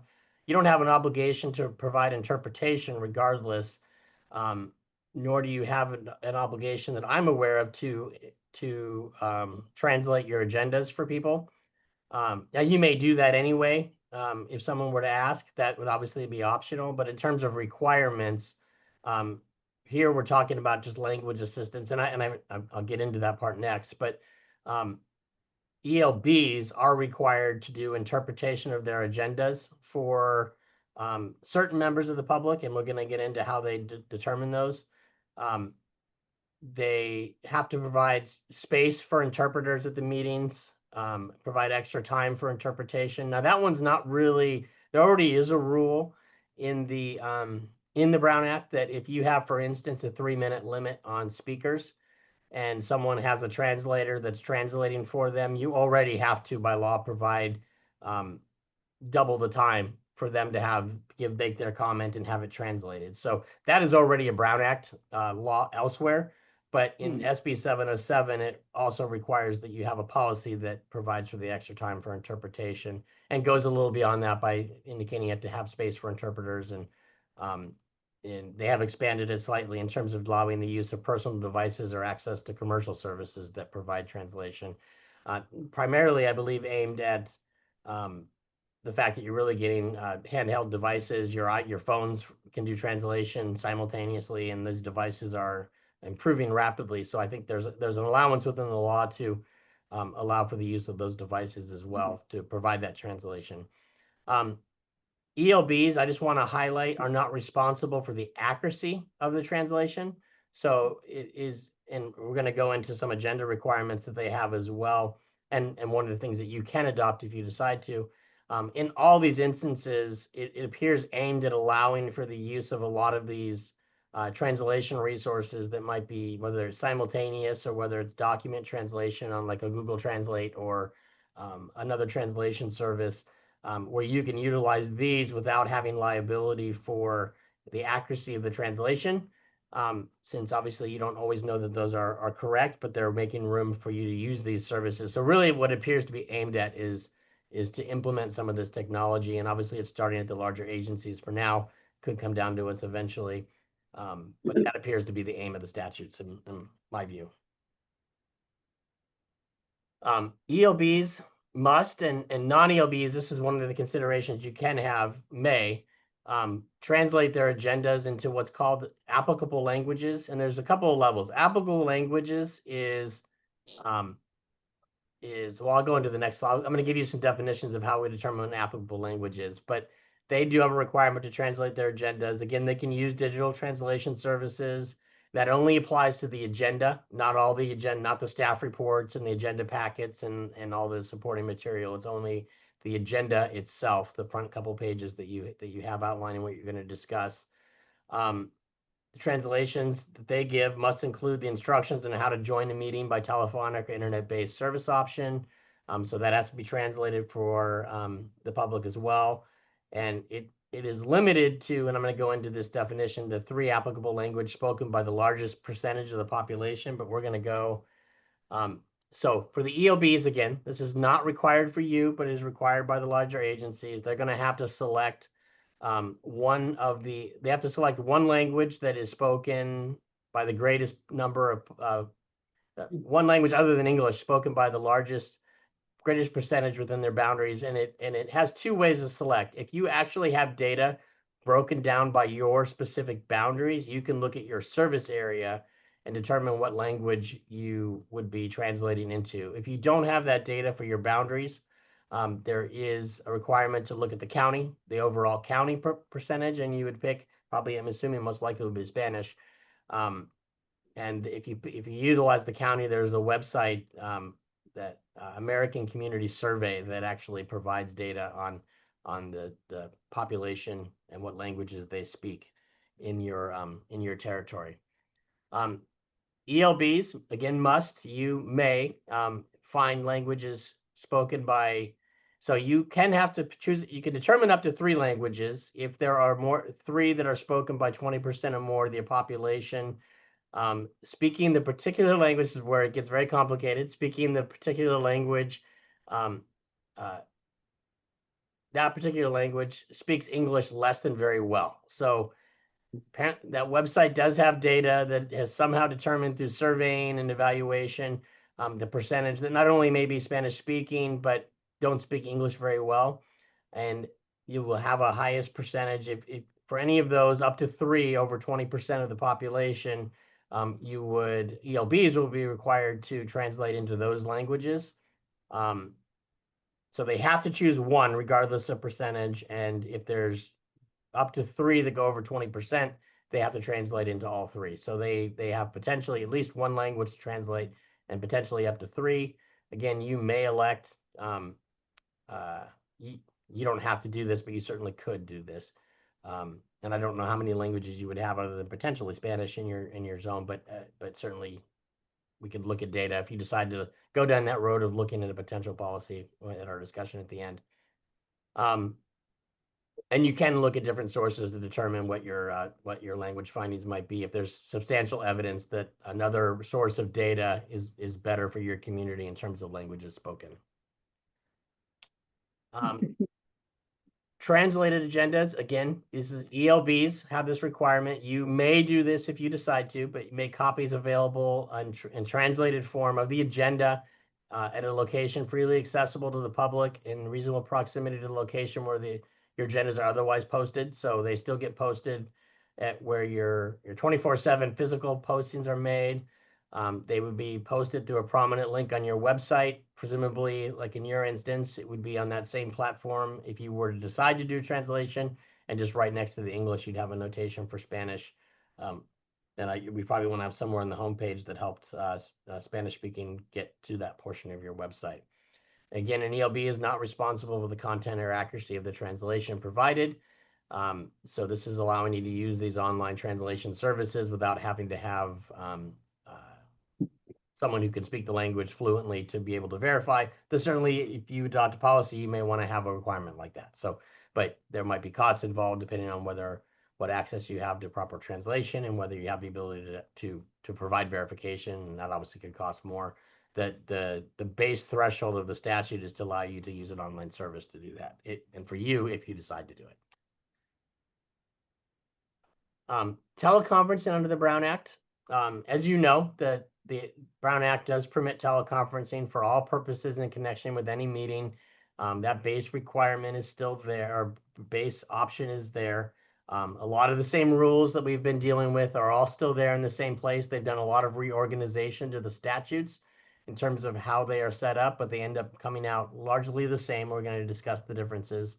Teleconferencing means any meeting that the legislative body where members may be participating from different locations, connected by electronic means through audio, video, or both. And all the prior teleconferencing options that we discussed remain available. One big change is participation by a member with a disability, and this can be temporary or permanent disability. If a board member, and now just looking at some of our instances, I believe we've had over the last year or two, I think we have had board members that have been out for surgeries that may have rendered them unable to walk or unable to get out of bed, or needed to attend a meeting for disability reasons that were temporary because of a surgery or other similar procedure. Under the Brown Act now, that is a separate means and basis for teleconferencing. It's the most flexible. And really, if a board member, if a member has a disability, they can participate remotely as a reasonable accommodation of that disability. It does have to be both by audio and visual. So it's similar to our state of emergency and our just cause emergency circumstance requirements. It has to be video and audio, unless the disability itself prevents video participation, in which case the camera can be turned off. But otherwise, it should be both. And we must disclose before any action taken. And this applies really to all of them now that are by video.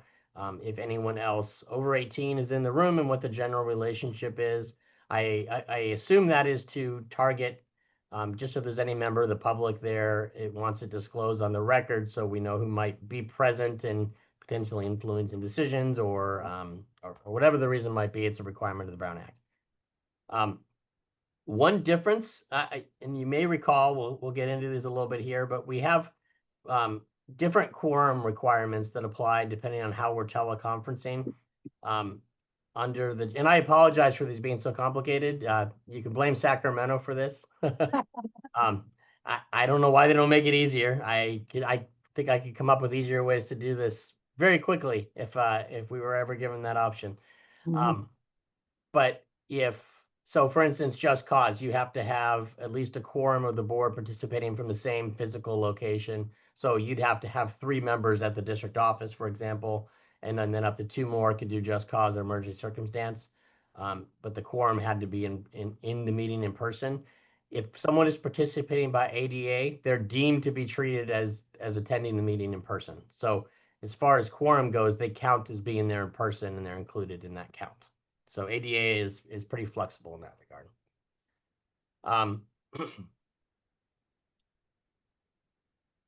And all this changes for everybody, not just ELBs. So I probably should have that notation from this slide on all of them. Teleconferencing is not something unique to the ELBs like our other agenda translation requirements above and their requirements for Zoom.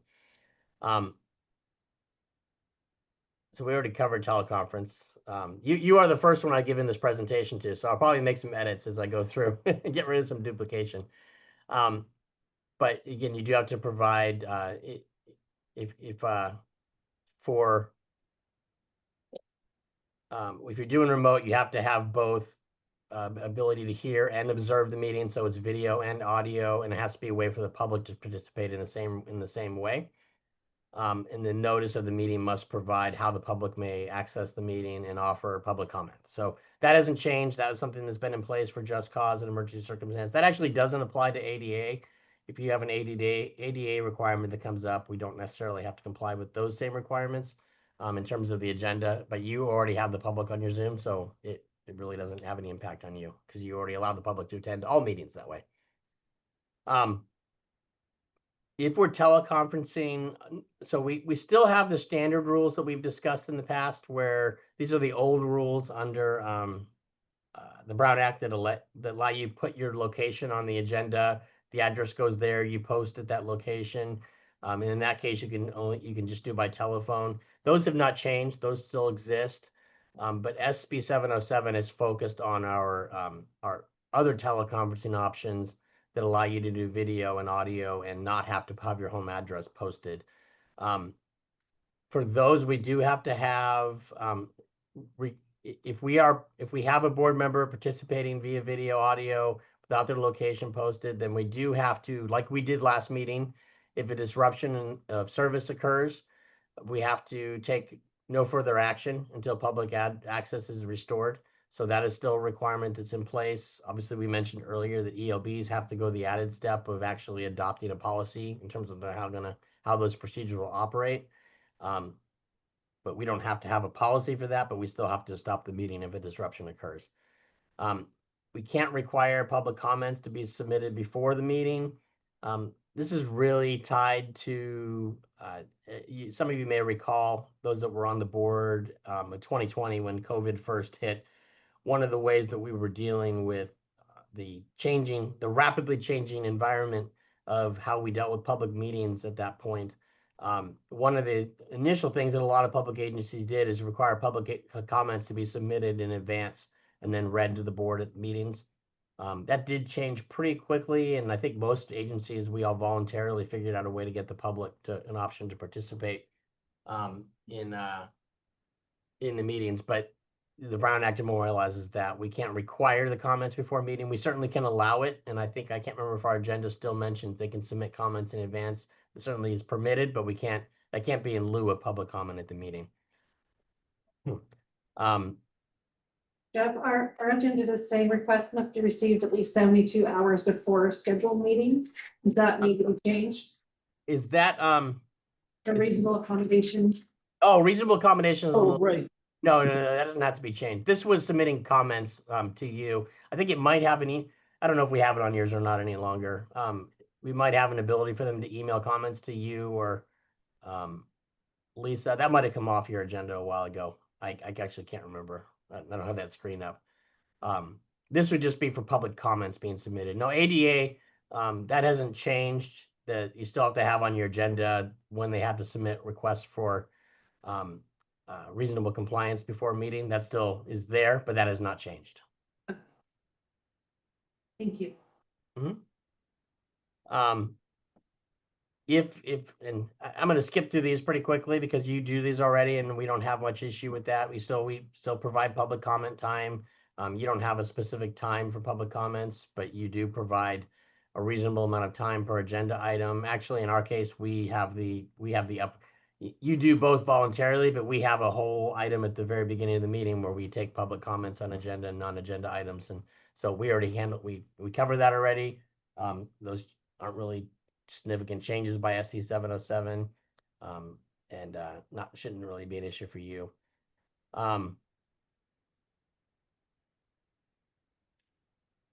You still do have to, and I think actually this is an addition. We've done this in the past, but if we are doing a board member attending remotely, the minutes should reflect that they attended remotely and the basis upon which they were attending. And that would include sort of remote locations, any physical meeting location designed in the notice. Now, we don't have to list the location, but we have to list that they were remote and the basis upon which they were doing it.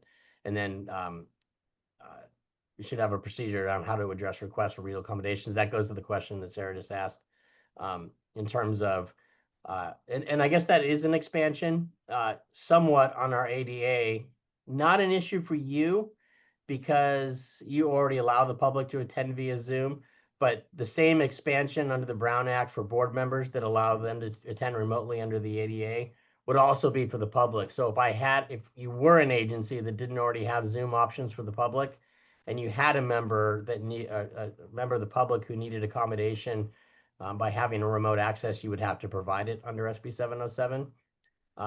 And so that would fit under the 72 hours that we have. But in your case, that's not really a change for you because we already offer the public a way to attend that way without, not every agency is doing that. So, but you already do that. So it shouldn't be an issue for you. So I have a question Yes. regarding that last piece. Thank you. Maybe I'm just confused, which is highly likely. For example, I'm going to need to participate remotely at a meeting in January.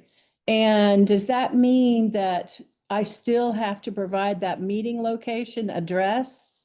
Or, provide an address where I'm going to be? I'm going to be in Mississippi. Because it says right there on the slide you just showed that the public doesn't have to have access to the location information in the minute. Depending on what basis you're using for that teleconference. So we can always discuss that before that meeting. If you are, if you, for instance, if for example, you were going to be on vacation somewhere, there is not a teleconference option that provides for that other than the old standard rules that require that an address be provided, agenda be posted there, and you go through that process. So that would still be how we'd handle that if you were going on vacation.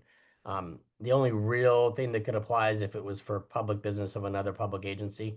Other than that, we'd still be doing the old rules. But I can work with you on that and certainly answer that question with that specifics for you offline. Thank you. And I don't think this adds much. You can provide the public with additional teleconference locations. I don't see that happening in your case. And if teleconferencing a board member, again, must identify if anyone 18 or older is in the room and describe the general relationship, just a requirement of the Brown Act that came in with the just cause statutes. A couple of the changes, as you may know, we've had state of emergency for some time. That was really the initial evolution of the COVID rules, where it allowed you to adopt those resolutions every 30 days, affirming that there was still a state of emergency. I did highlight the main change by SB 707. It did expand the ability to rely on emergency, not now just from a state of emergency declared by the state, but also by a local emergency. So a local emergency is one declared by the city or county. So before, where it had to be the governor who declared a state of emergency, and it could have been localized. It could have been a state of emergency in the county of San Bernardino by the governor, but it still had to be called by the governor. Now, if the county or the city, or in your case, the county, declares an emergency that applies to your district, you can rely on that to go to state of emergency. Other requirements still exist. The majority of the board still has to find that there would be meeting a person would present imminent risks to the health and safety of attendees, including the board and staff. If the emergency remained active, you have to readopt it. Initially, it was 30 days. That did change to every 45 days.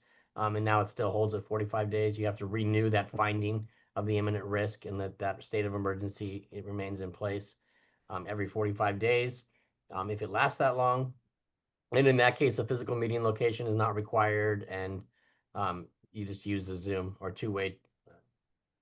I will say all of these do allow a two-way telephonic service with simultaneous live webcasting. That would be like having the meeting on YouTube and then having it over the phone, and they have to call in and watch on YouTube. I never seen that service actually work. So Zoom, the way you're doing it's the way to do it, because I've never seen simultaneous telephone and webcasting that were synced and not 30 seconds apart from each other. So Zoom obviously does a great job, and that would be the way to go. In terms of a quorum for the meeting, if you so for just cause, as you may recall, we've had just cause, we've had emergency circumstance for some time. Again, you have to have there are some ADA. If you were teleconferencing, that counted as in person. Under teleconferencing, under just cause, location of the meeting. For the quorum, so quorum has to be meeting at an identified location on the agenda. So let's say, for instance, the director was attending in January for just cause. Your location would not be posted, but you'd have to have at least 3 board members at the district office, the location identified on the agenda. That's obviously within your jurisdictional boundaries. Board members attending by just cause should notify the district at the earliest opportunity, just as before. That's not changed. And would have to have audio and visual technology to attend the meeting. And there are still limits on how many times you can use that requirement. It's I don't have it in front of me, but I believe it hasn't changed for you. So what our form says, you're still limited to the number of times per year you can just cause, and then you get slightly more for emergency circumstance, if that applies. One change that has happened is just cause. There are some additional bases for just cause. The ones that aren't highlighted are the ones that you had before, and those still exist. But you also now can assert just cause to teleconferencing if you have an immunocompromised child, parent, grandparent, grandchild, sibling, spouse, or domestic partner, or if you have a military service obligation. Serving under official written orders of the California National Guard or U.S. Military Reserve that requires a member to be at least 50 miles outside of your boundaries. So that is a basis for just cause that has been added by SB 707. There are some new options for committees, and I think we can work with Sarah to determine if any of these might assist or apply. But eligible subsidiary bodies may have teleconference meetings. Those have to be committees that only have an advisory power with no final action authority. And they cannot be committees formed to address issues such as elections. I think in your case, primarily, the one that would apply in this list is budget. So if it's a committee relating to the budget, it can't operate under this provision. Police oversight, privacy, library materials, or taxes. Those committees can't teleconference, but others can. In order to do that, so this might apply, for instance, to your Citizens Advisory Committee. That's something we can certainly discuss and see if we can implement it. The board would have to make a finding and renew that finding every 6 months that a remote meeting would enhance public access to those meetings, and that the public's been made aware of the option, and that it would promote, attract, and diversify participants to join the committee. And in that case, two-way video and audio and visual appearance would be required in most circumstances. So there may be some changes in SB 707 that you can benefit with. I say Citizens Advisory Committee. There may be other committees that would benefit as well, but we can certainly look at that for you. And that is a new addition by SB 707. And there are some changes, and I mention this not because it affects you directly as an agency, but in terms of, I know you do participate in JPAs. JPAs do have some new powers here to expand where they operate their meetings. It does require a resolution authorizing the use of teleconference adopted at a regular meeting during open session by the JPA. Quorum is required to participate in one location that is open to the public and within jurisdictional boundaries. So it would still require a quorum to be participating from one location. A member of an EMB, an eligible, I'd say, I don't have this up there. Eligible multi-jurisdictional bodies, I believe is the definition, who receives compensation for being on that board must participate from a physical location that's open to the public. And I'm going to go into a little bit in this in a second. I'm just going to go into the requirements and I'll explain maybe how this might impact you. But they can participate remotely if the remote participation is identified on the agenda and audio and visual technology is used. They cannot participate remotely if the remote location is less than 20 miles from the physical location where quorum is participating. And it is limited, just like Just Cause, to a certain number of meetings per year, depending on how many meetings do occur. Where this could benefit, and honestly, you could probably use standard teleconferencing rules in most of these instances as well. You have a lot of JPAs that are spread out over wide areas. It might have long distances that board members have to travel to these JPA meetings. This allows at least a less than quorum amount of those JPA members to attend remotely. If the board is authorized allowances, they can attend a certain number of meetings remotely. So if you are participating in a JPA that's requiring a long distance of travel, there may be an option to expand the options of a board member to attend and maybe cut back on that travel to get to the JPA meeting. As you know, if number 3, member of the EMB who receives compensation for service must participate from a physical location is open to the public. That would just mean that you would have to, let's just say, for example, you had a JPA that met in, I'm just going to pick up a location in downtown San Bernardino, for example. I know it's not an applicable example to anything you have, but let's say you have one. And you're a member, you could participate remotely from your district office and just have your district office address identified as open to the public. And just like you're having a meeting right now, that board member can participate from that location, and that would comply with the statute. You wouldn't be at the physical location with the quorum, but you would be at a place open to the public. Now, I kind of highlight this because that really has always been the case for a JPA meeting like that. And I've even advised some JPAs that they can use the old teleconferencing rules. The primary reason why board members didn't use those rules is because you don't want to give the location of your house and let the public come in. But for a JPA meeting, they can always list the district office location, which you already have public meetings and the public can come in and just participate from your district office remotely to a meeting that may be in the county.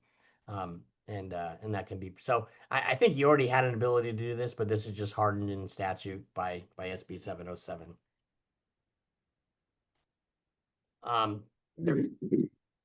There is, and I'm almost done, I promise. I know it's been longer than we were probably hoping. There is some statutory authority. There are already statutes that deal with how you can deal with disruptions during a meeting in terms of removing members of the public. And clearing the room if you had a disruption to a meeting. This statute does give authority to remove or limit persons who engage in disruptive behavior during a meeting while using two-way telephonic or two-way audiovisual platforms specifically. So it just memorializes. I think those agencies that have had to deal with that have already been using it that way, the existing statutory authority, but they expanded it to make it clear that the ability to remove a disruptive member from a meeting also includes removing them from the Zoom conference if they are attending in that form. So with that, I've kind of hopefully covered in some explainable form the changes from SB 707. A couple of items that I did want to have just for some, if we have any questions, we can certainly go through them. We don't necessarily have to have answers to these, but some of the thoughts that you might want to at least consider coming out of the changes from SB 707 is whether you do want any future actions to come back to the board for discussion. For example, you already offer two-way audiovisual options for the public, but do you want to consider a policy that specifically outlines how we're gonna handle disruptions if the public is using that resource? Right now, we do have obligations to pause if a board member is online, but we don't necessarily have a policy or statute, or sorry, not a statute policy, but a statutory requirement if it's just the public. We could bring back a policy to dictate how we'll proceed if we have that violation or that disruption. ELBs, the large agencies, they have to do this. You can do it if you like, but it's not required. In terms of translating the agendas, we can certainly look to see what languages might apply. You'd have no obligation to translate your agendas at this time, given the size of the agency, but we could look to do that if the board was inclined to have us pursue that. You can also consider whether you want to take any actions to encourage greater public participation, such as how documents are made available at public meetings, specifically invite certain groups that do not traditionally participate. I honestly feel like you guys do one of the better jobs of any agency I've seen in trying to involve the public in all the things that you do. So I'm not sure that that's something you would need to consider, but we certainly could, not required, but we could look at potential policies that could help promote that if you desired. And then whether we want to update any policies regarding ADA compliance. We already have a legally required ADA compliance. You have it on your agenda, as you noted, but we certainly come up with policies that try to define how that will be implemented, and whether you want your committees to use teleconferencing, both committees of the board that you might have or advisory committees of the public that you might have. I am going to, just as a notation, we've been asked by CSDA to work on them with a sample policy. So when I have that available, I can also make that available to the district, and you guys can also look at that time to see if there's anything you might be interested in adopting. So you don't necessarily have to make the decision today, but I just wanted to put at least those thoughts in your head. And if there was a desire to bring back an immediate action to consider, otherwise, ELBs are going to be required to do this by July 1st. So we have a little bit of time, and we can keep you updated with information, and you can adopt policies as you deem appropriate. So with that, I have a question slide, but I can leave it up to the board in terms of how you want to proceed from here. Well, last for comments from the board. Director Fick? I don't know if I have too many comments, but I do audit the CAC meetings, and it's, I suppose, up to 2 board members can audit the meetings, but not 3. Yeah, I don't. And you can't, well, as you know, you can't participate. No, I for don't. sure. I just watch Is that in person or online? online. Oh, okay. Well, while you're at it, Director Charlesburg? Well, I'd like to go back to the slide before the question and answer. Yes, I'll be sharing again. I'd like a copy of that slide. Yeah, you can So have a I- copy of the whole presentation. I think we should all have a copy of that so we can We'll get you a copy of the think whole- about it. And I can also send you, once we prepare sample policy for CSDA, we'll get those out to you as well. Or at least the one applicable to non-ELBs. And that might be another thing you can have along with this to consider.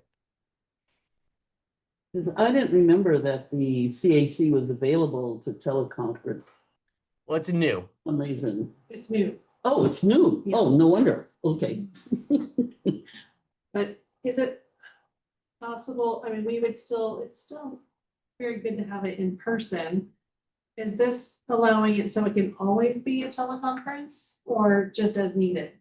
You can do it as needed. I think that might help attendance. It's not meant to supplant the requirement to have a physical location. You would still have a physical location for the meeting. It would just be whether certain members could participate remotely to help increase participation on the committee. And that would be up to the board, I think, too. I mean, I don't see a reason why, if you were to open it up to allow the advisory committee to attend remotely, you couldn't impose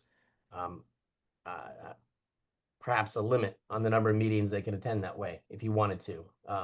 It's not directed by the statute, but you're the one authorizing it. So along with authorizing it, I think you could put restrictions on that authorization.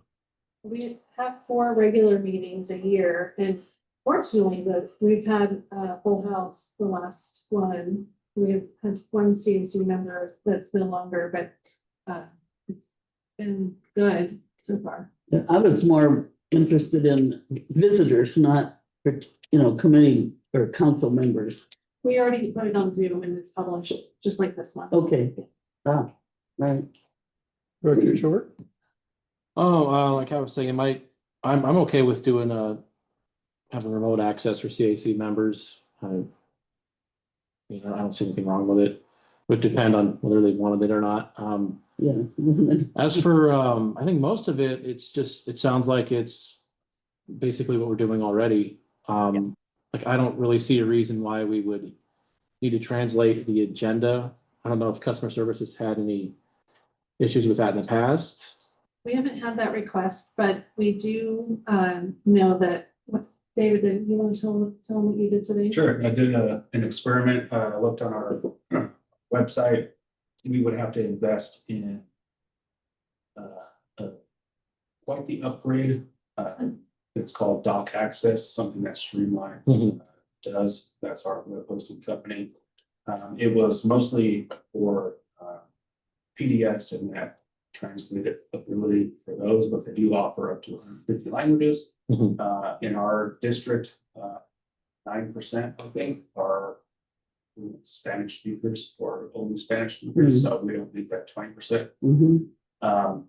But in reading that Doc Access information, they use Google Translate. So I took our agenda from tonight and I grabbed the file and moved it into Google Translate myself, and it costs $0. So especially if it's just the first couple pages of the agenda, that would be super easy to do. And if anybody asked, we would do it. We would tell them no. But we haven't had anybody call in or come in and ask explicitly for translate. Vice President Doolittle. Yeah, just, it might be nice to provide that without them having to come ask, because they might be intimidated or think that they would never, you know, that the district might not do it for them. So not to create more work, but it's just a thought. You could put maybe something on there that says this is. Yeah, we can definitely put a notation on there and see if that. Oh, yeah, that's good. gains That's a good way. traction. Yeah, and this was a good presentation, and I had another question, but now I can't remember it, so maybe it'll come back to me, but thank you. My question would be, David, Go Director ahead, David. Fick, how many water agencies do you represent, Jeff? I have 4 special districts, 2 water districts, and then our firm represents many more. I'm just curious. I remembered my question, if I may. Director, okay, Vice President Doolittle. So I just wonder, you know, the board works very hard not to have Brown Act violations. And we're even like, gotcha, you know what I mean? We're very careful. But I believe it impedes the effectiveness and efficiency of the work that we do. But I understand why it's in place, and I agree with it. But I just wondered, how often do you work with actual literal Brown Act violations? It's very rare. We have had some. We've had, I know we had one piece of litigation that went on for a while. It ended up being dismissed on a procedural ground. But we did have an allegation. It was related to the distribution of board materials. So it wasn't any of these items. You know, you don't tend to have a lot of Brown Act violations that go to necessarily court or trial, because there is the requirement for cease and desist. So I know there have been, I don't know that I've had many specifically, but the ones I know that our firm has dealt with in certain instances probably tends to be more school districts than anybody else. There's a requirement that they basically give an opportunity for a cure and correct for certain violations. It does depend on the violation and the level type of enforcement that's involved, but in most cases, if there's an allegation of a Brown Act violation on something maybe not done properly at a board meeting or procedurally missed a mark, there's a requirement to cure and correct, which means they have to bring it back and they have to do it right. And so that's the most common cure that I hear of. But I don't see many Brown Act violations actually taken to court and enforced. But I have seen it does happen from time to time. Dr. Jarlsberg. Couple of things related to what you were just talking about. Who enforces the Brown Act besides our lawyers? Is there Largely it really depends. The primary enforcement, the district attorney and attorney general do have some enforcement rights under the Brown Act. Otherwise, it is largely left to the public in terms of its options to either send cease and desist letters or raise the issue. They have to send certain letters in advance in most cases before they can bring a legal action. But it's really left to the public. But it's also the district attorney and the attorney general has enforcement. is that in the act? Yes. Is that in the verbiage of that we will see later? Also, I wanted to ask, I had signed up as indicated in the agenda to attend that webinar on the 10th of December. I'm wondering if I need to, after this presentation tonight, does that make any sense? I can leave that to you, but I think we've covered most of it, but obviously we're gonna have a lot more time to cover stuff. I think it'll just be the same thing, extended over more time. But we certainly may be able to get more detail, and there'll be more of us there, so you might get more different perspectives as well. Okay, well, I do appreciate, because I think I asked for this. I thought maybe a workshop, but this is fine. I appreciate the presentation and having it on the agenda. I think bigger components of this was it doesn't ultimately have a significant effect on you, but I think you as board members going out into the community are going to see counties and counties doing things differently, and you may hear of cities doing things differently, and you may get questions as to why aren't you doing the same thing, and now you know why, because you know a little bit about the background and the differences. So. CAC Chair David Carrillo. Yes, this is for Jeff. Jeff, so with the whole Zoom thing, we would still follow the guidelines of a quorum, wouldn't we? Yes, I believe you would. I don't think it doesn't change. Yeah, it doesn't change your quorum requirements. And I don't looking to go back on my committees.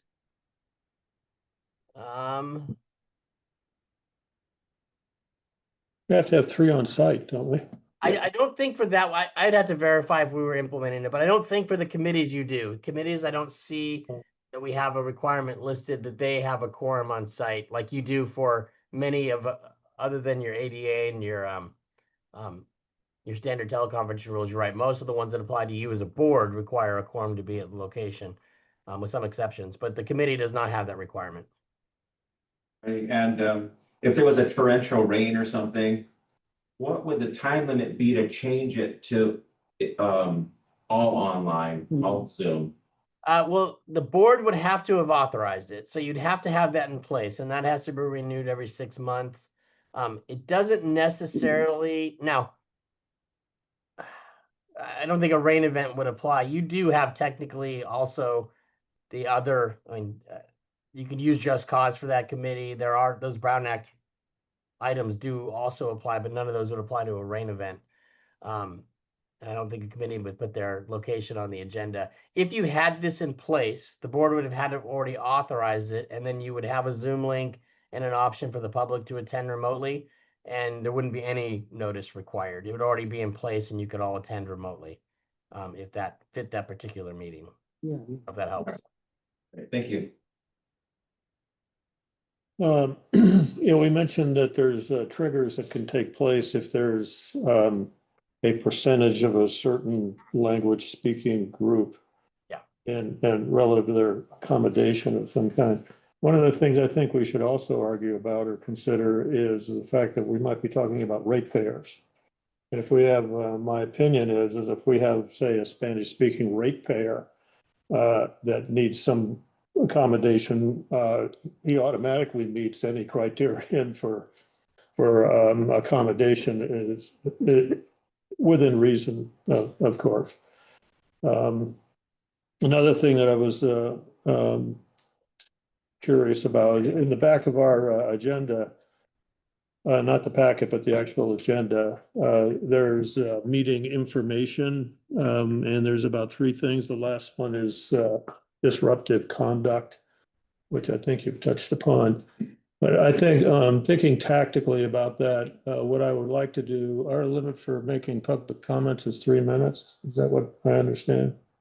That is what's in our. I don't necessarily adhere to that, but that's why it's a little ambiguous to me. If somebody's got something to say here, they should be able to spit it out unless they start getting into repetition, that kind of thing.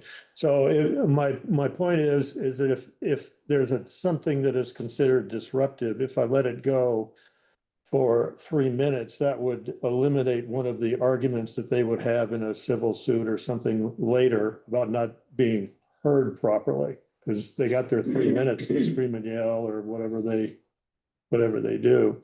Yeah, and in most cases, I mean, it depends on the circumstance, but the public comment isn't gonna be the disruption. It's gonna be someone yelling and screaming from the audience when they don't have the mic for 3 minutes. Someone who may be disrupting the meeting, because they don't like what someone else is saying at the podium or what a board member is saying and they don't have the floor. That would be the kind of disruption you'd be dealing with under the Brown Act. So this disruptive conduct section here, number 3 on the public information part, this time it's on page 3, that is subject to some review and amendment and such. Yeah, potentially. Yeah, this is all fresh. That's all for me. Any more comments from anyone on this? We can move on to that was for information only, by the way, no action. Thank you, Jeff. You're welcome. That was an endurance test for Jeff. I feel like Ann tonight.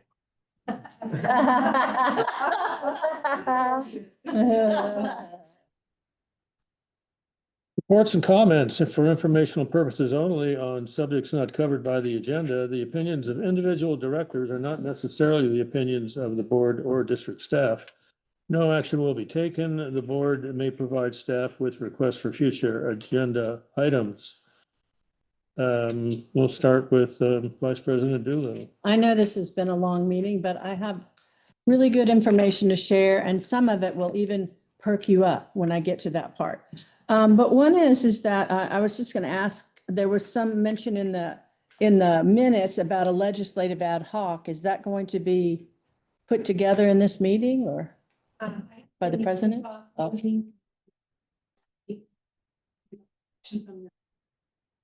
To do that. And it's really ultimately up to board if they want to establish that in advance. That's also okay. Okay. And so I wanted to say, I type in my phone a lot. I'm taking notes, I'm amending my notes, or else I might look up something. I looked up what net position meant, even though it was in here. So I just want to share that. I'm not texting with anybody. Just wanted you to know. No, I watch what you do and I'm not bothered by it. Yeah, I just wanted to, yeah. So where are the reports on the board payroll and like the stipends? That's missing from here. Isn't it every time? We don't do that every time? That's on the check register. Oh, so it's not in here. No. Okay, all right. So it'll be, Generally the first of the month. okay. Yeah, I thought it was at the end of the check register. Okay, so I've already shared with General Manager Johnson this, but I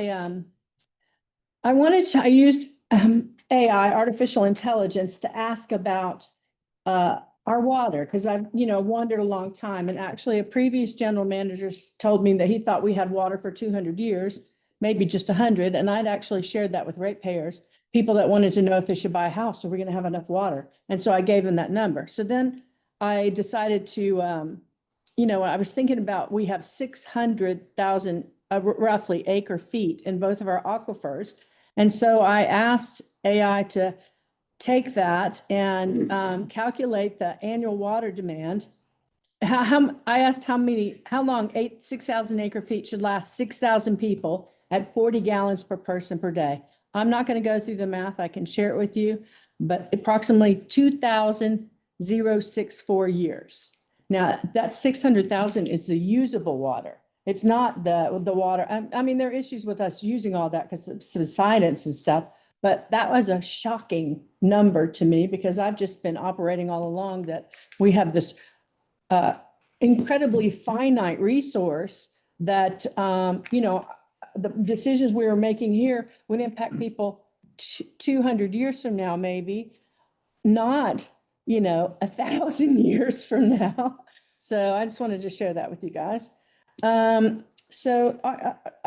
thing we went to, several of us attended the Otobo meeting that she said was in Yucca Valley, but it was at Copper Mountain College in Joshua Tree. I dressed as a lumberjack and I was quite surprised when I was called to have to stand up and speak to people. And I should have realized that was going to happen because they called me to RSVP to make sure I was going to be there. Thankfully, I was not at the head of the line, so there were like 8 people ahead of me, so I could think about what I was going to say and listen to what they had to say. So, and I'm not going to share nothing of significance. There was people asking about chromium. Director Jarlsberg mentioned chromium. Some people were interested in that. And somebody did ask about septic. I wanted to let you know, so I attended an Aqua, and so did Director Jarlsberg. It was a multi-regional group from Aqua. And so I just want to just a couple of things, took a lot of notes, and so did Director Jarlsberg. I took photographs of her taking notes. She was really writing down stuff.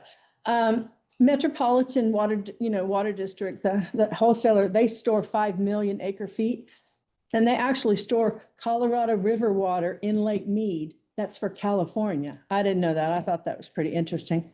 But they're selling 1.7 million acre feet, and that's the lowest since the 1970s. So you can understand why I'm like, wow, we have more consumption, and this is happening for them. Just some stats. For the first time ever, California didn't have double-digit growth from 2010 to 2020. More people are born here than moved here. From 2020 to 2025, California is contracting. We have a net loss every year. Aging population, young and older people moving away for affordable housing or lower tax rates. That leaves the middle here to work and pay for everything. One of the questions I asked one of the speakers at this event was, how do you see AI impacting smaller districts in regards to people? Because they're only ever talking about these huge districts. And of course, they're never in the desert. And he said it was going to be a huge productivity increase, that there's going to be a reduction in force, although the field will stay the same size. Admin should become more efficient, which I don't know how that could be possible here. And that the district should be cautious about hiring lots of staff in the next 5 to 10 years. And today I was listening to a news program, and the leader of NVIDIA says in 10 years that working or having a job will be optional. So yeah. For white collars. I don't know. That's what he said. I don't know. Yeah. Maybe he's just talking about tech bros. I don't know. Yeah. Yeah, I know he's missed the boat. That's right. So at this meeting, there was Assemblyman Jeff Gonzalez of the Assembly District 36, and he's a water guy. So that means he's on the water committee. And he represents Indio. So he knows a little bit about the desert. And after the meeting, I went over and talked to him and introduced myself. And then I asked him if he's the water guy for that area, who's our water guy? And he said, well, it's Wallace. Wallace is not on the water committee, but that he's really tight with Keith Wallace. So Greg Wallace. Anyway, so then I made friends with somebody. Her name was Beta Sadri, and she's working on the Mojave Water Agency's water banking project in Victorville. I wish that we had more time in the agenda, or could consider having Stantec present to us on that, because it's a very interesting topic. So they not only did they have a representative from Sacramento, they also had a U.S. representative, Ken Calvert, who's from District 41, who's in this weird district that covers Cathedral City, a little bit of Indio, and then goes all the way up to Redlands. It's very strange. He's been in the congressman for a long time. And so we had some different questions for him.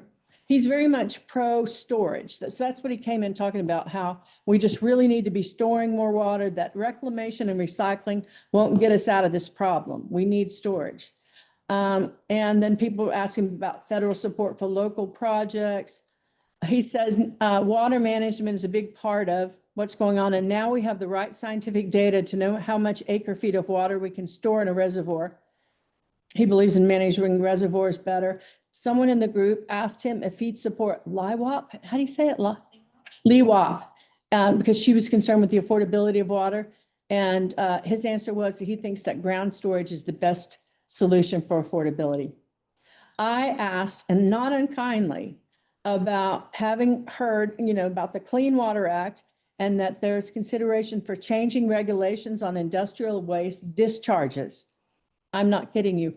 He literally hemmed and hawed for 10 seconds. I'd never seen a politician do that. I mean, I didn't mean to put him on that much on the spot. I didn't know that.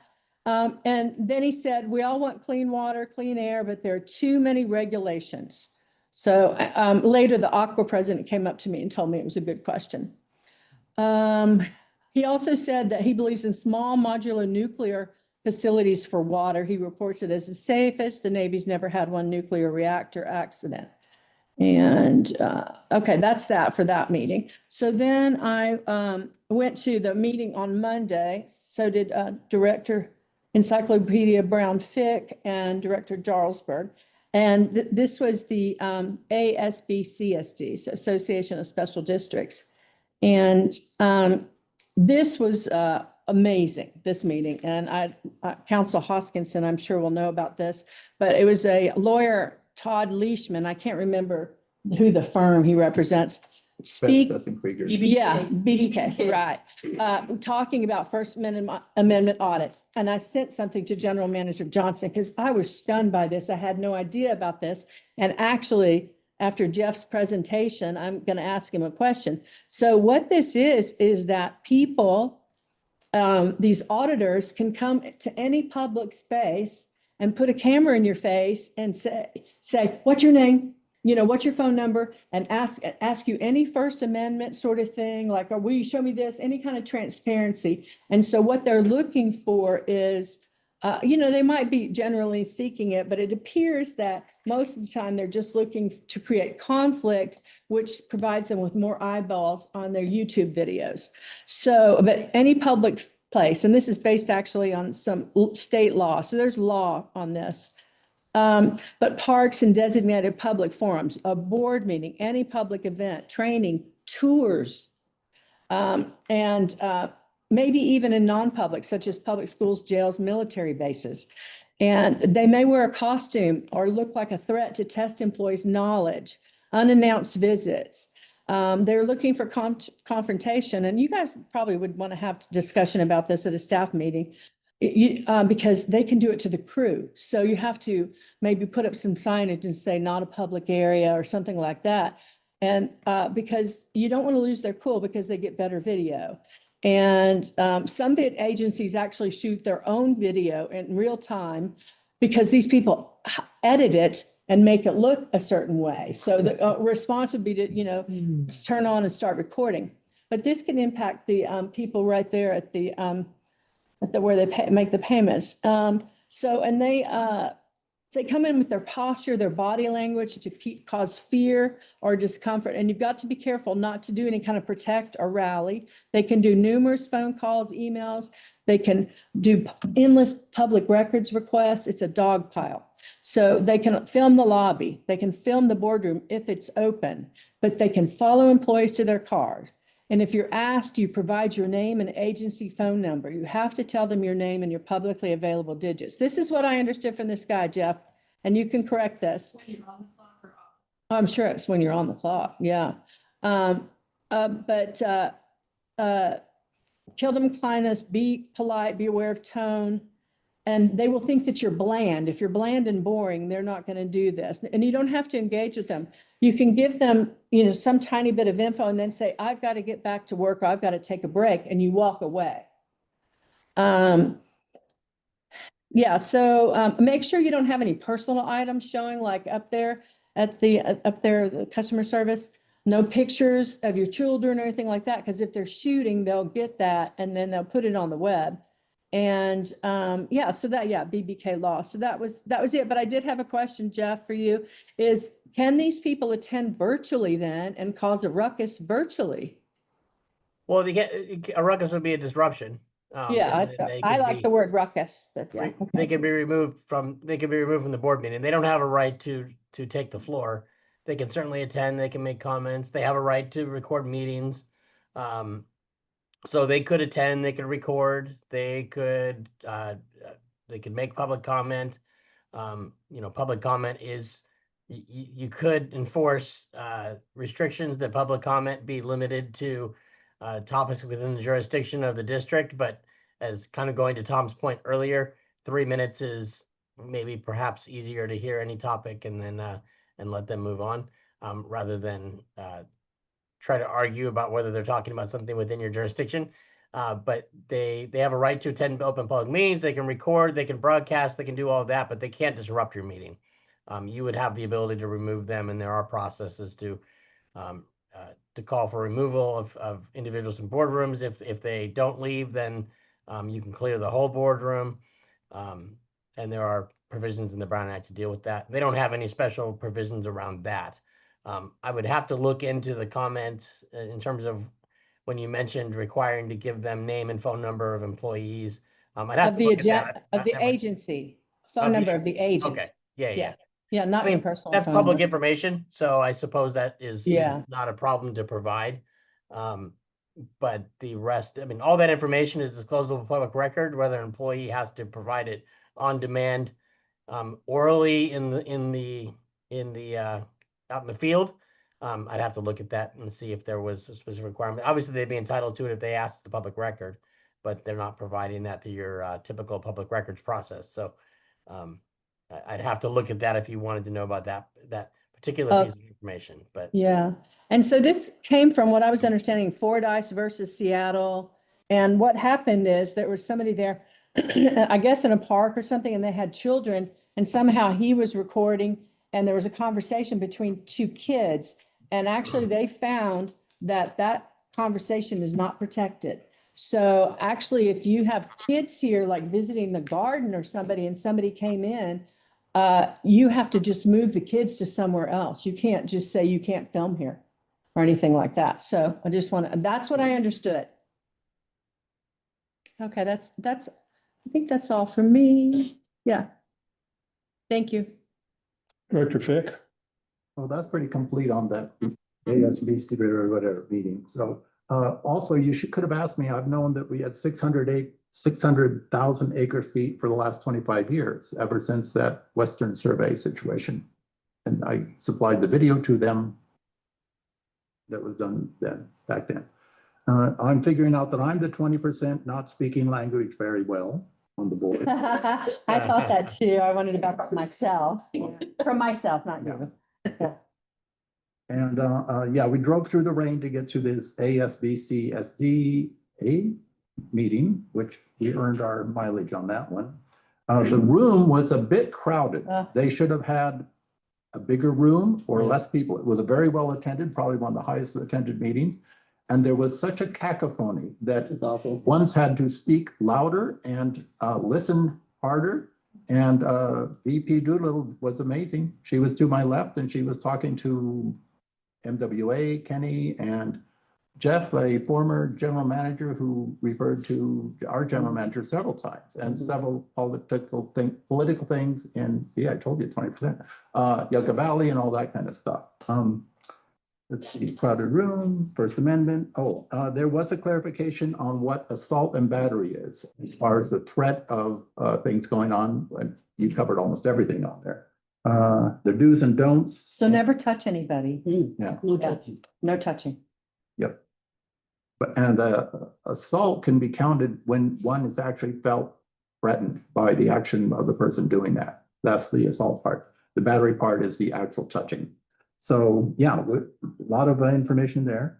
I was also briefly at the Senator Boff meeting at Copper Mountain College, and let's see, covered mostly, indirectly, MBCA has also, again, done an appeal to a decision by a planning commission of our county planning commission regarding what's called the Sienna Solar Project, which is a project in Lucerne Valley. Now you might want to say, well, what's Morongo Basin Conservation Association doing with Lucerne?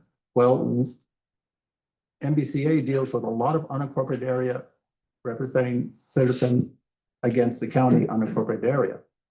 In the last 3 or 4 years, we've been having a lot of interaction with Lucerne Valley and even Newberry Springs sometimes. So MBCA is, well, it's been a 55-year, it's almost as old as this water district, but it is a regional concern and it's looked upon as an authority in things, and we're a brain trust, I suppose you call it that. And I try and keep careful on the Brown Act stuff because both me and VP Doolittle are very active in MBCA.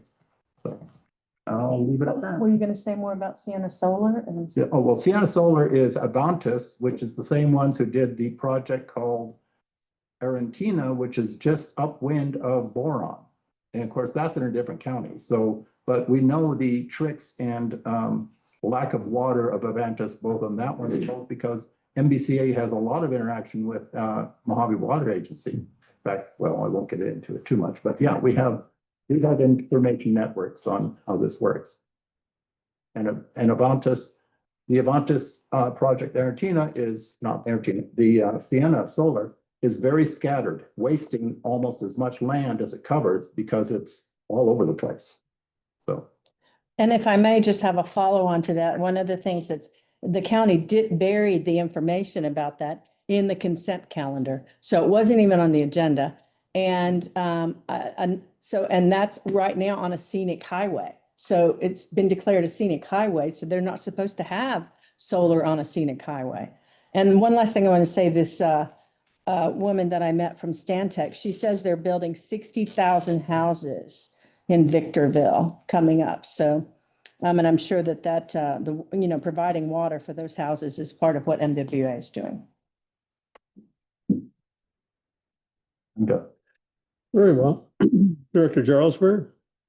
Yeah, I think the ASBC SD meeting on Monday was pretty nicely covered, but I just wanted to say that the informational meeting was about First Amendment rights that really started from that. And we were all kind of, First Amendment rights? I didn't know that meant you could go to a public place and be disruptive.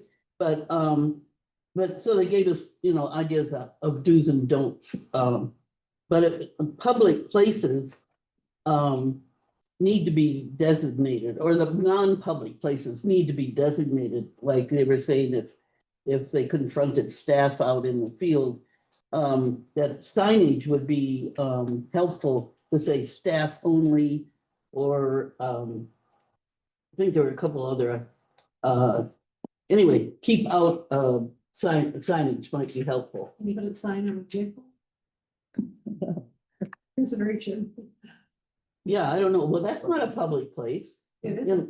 Well, inside of a vehicle, are you talking about like a truck? Yeah. Inside? I don't think that's, I don't know. That would have to be a, It's an interesting possibly Jeff would concept, have because to, you could be out in the field and there's nowhere to go except for inside your truck.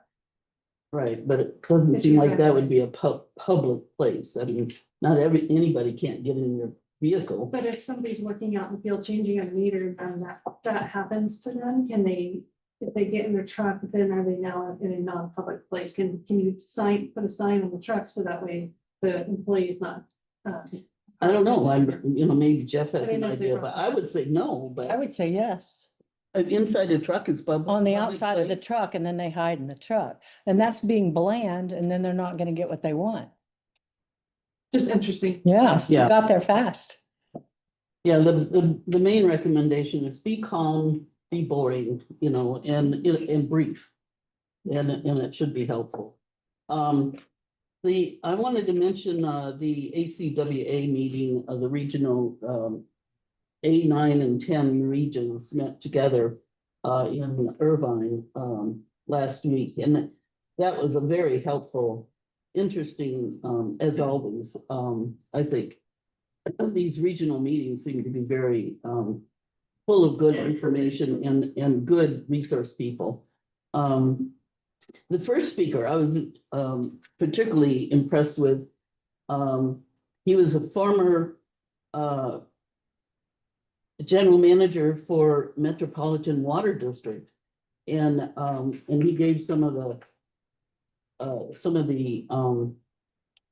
he gave a very interesting history of the water district in LA, how it actually started, some of the politics, and it was fascinating, which I wrote a lot of notes, but I'm not going to go into. But he said that between 2010 and 2020, the population increased from 14 million to 19 million people in Southern California in their jurisdiction. But after 2020, that's when there was a drop off and that there were more deaths than births.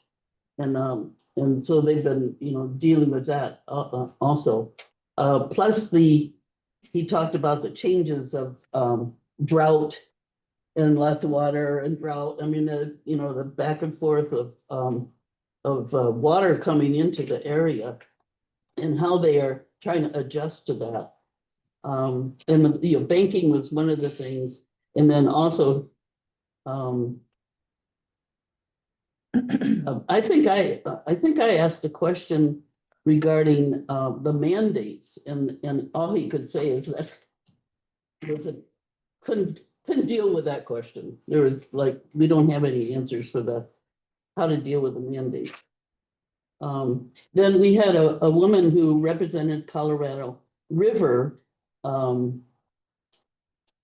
issues, and she spoke about, actually, there were a couple of people that spoke about that, which I thought was quite interesting. I won't go into all of that, except that in 2026, they're redoing the agreement between what they call it, the dueling 7 basin states are submitting dueling proposals for 2026. So it's good. And Mexico is involved too. And she said that there's a draft which is running late, but it's supposed to be expedited by January in 2026. And then the final is supposed to be in October 2026. They had a lot of question whether that's really gonna pan out, but because California wants 440 KAF. Can you remind me what KAF? That was an acre feet. Yeah, per year, where Arizona wants 760, Nevada wants 50, and Mexico wants 250. So I mean, they're gonna fight over, who gets the most, or how they get it. But I remember on the tour of the lower Colorado River that I went on, they talked about Mexico being in the mix too, in which I don't think a lot of people think about that. And plus, the way the federal government is bad-mouthing Mexico lately, it just seems like we have so many cooperative efforts with Mexico. We can't be they can't be our enemy. We can't be their enemy. I mean, the cooperation is so important, and especially when it comes to water. It's going to be very difficult. I'm really sorry about that. Anyway, I think the meetings that we've been going to recently have been fascinating. Water is so important to our society right now, and I'm happy to be involved with it at some level. I think I introduced myself to people were asking, how long have you been a director and things like that. And I said, well, I'm in my 2nd term, but I spent my 1st term learning. And finally, I feel after 4 years that I might know a little bit to talk about it, and that I'm learning every day. And it's been fascinating. I think that's all I want. Oh, plus I'm rethinking going to that webinar. So, thank you. Director Short. All right, it's been a long night, so I'm gonna get through this as fast as I can. I attended the MWA meeting on the 13th. They received a presentation from their investment advisors, something kind of similar to what we did last month. The Fed is still concerned about inflation and tariffs, and they're potentially thinking about an upcoming rate decision that may create more easing in the economy. One of the other big agenda items was authorizing a payment to the Department of Fish and Wildlife for a take permit on Joshua trees. The total cost to remove 15 to 30 trees was $100,342.50. They were required to do the work themselves, as well as care for the trees after they are relocated. However, this amounted to just 1% of the project's cost. They also discussed the possibility of buying land to relocate trees. I think this is something that we could consider doing as well. I also attended the Aqua Regional Conference on the 13th and 14th. The main issue that kept getting brought up was the Colorado River. It's going to become less and less reliable in the future as states fight over allocations. We heard comments from Congressman Ken Calvert It's about federal priorities, and he leaned heavily on surface storage as the best way to increase reliability and affordability. However, the next presenter showed data that proved that that was incorrect. The best way to improve our water systems is the Delta Conveyance Project. And the Delta Conveyance Project is the single most important action the State Water Project can take for climate resilience. Currently, it will cost $4 billion to make adequate repairs to the State Water Project infrastructure. And if those repairs do not take place, we could lose up to 75% of the water it could move. To me, this means that every water source in the state faces uncertainty, and we need to maximize what we have. That's it for me. Thank you. I've been hearing, I think at least twice that, and I believe it, that Mexico, which is apparently a doormat for some folk, is actually our #1 trading partner, which means they're ahead of China in doing business with the United States. And so we should have regard for them. And also, they're right next door, too. A lot of people around here think that we get our water from the Colorado River. Yep. Or at least some of it. And so I make an effort, in particular at the market, Kathleen's market, that no, we don't. We get it from the state of California. As far as this thing about having plenty of water and all that, yes, because we manage it responsibly. And we spend big money doing that. That is on the bill of the ratepayers. And legend has it that many years ago, USGS, U.S. Geological Survey, said that our aquifers, 2 of them, dropped 35 feet due to our consumption of it, because we don't have any natural recharge for our aquifers. And that was the impetus for us to join in the pipeline project.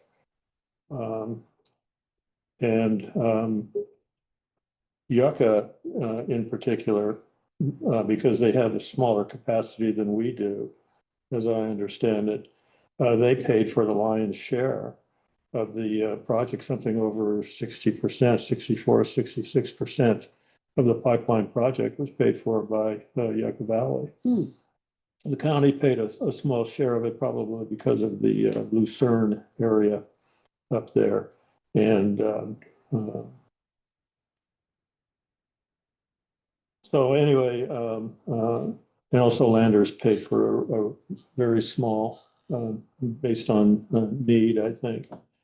So anyway, we do have a secure water supply. I think I mentioned in one of the last meeting or two that the Mojave Water Agency is, their goal is to always have 5 years water supply in their aquifers. And that includes supplying some of those really large cities up there off of 40, Interstate 40 and all that, up that away. To get a list of that one of these days. So anyway, it's always something, and I think we've achieved our goal of buying all of the water that we use, which is something in excess of, in the budget, $800,000 plus 817 or something like that, I think. But we can't make any assumptions about our supplies. We cannot fail in delivering the water as needed to this community. And if there's some excesses involved in doing that, we do it with the safety of our community and the individuals that live here in mind. Anything from anyone else? Well, Yucca Valley has gotten about 40 times more water than Joshua Tree has through the Mojave Water Agency pipeline. Is that right? Well, they have their head start, so, and then they do 3,000 acre feet, we do 1,200 or so. Thank you. Yeah. General Manager's report, please. Thank you for the earlier correction. The Colorado Regional Board, because you are right on that, and I apologize for my mistake, and I appreciate you correcting. They're the state, so.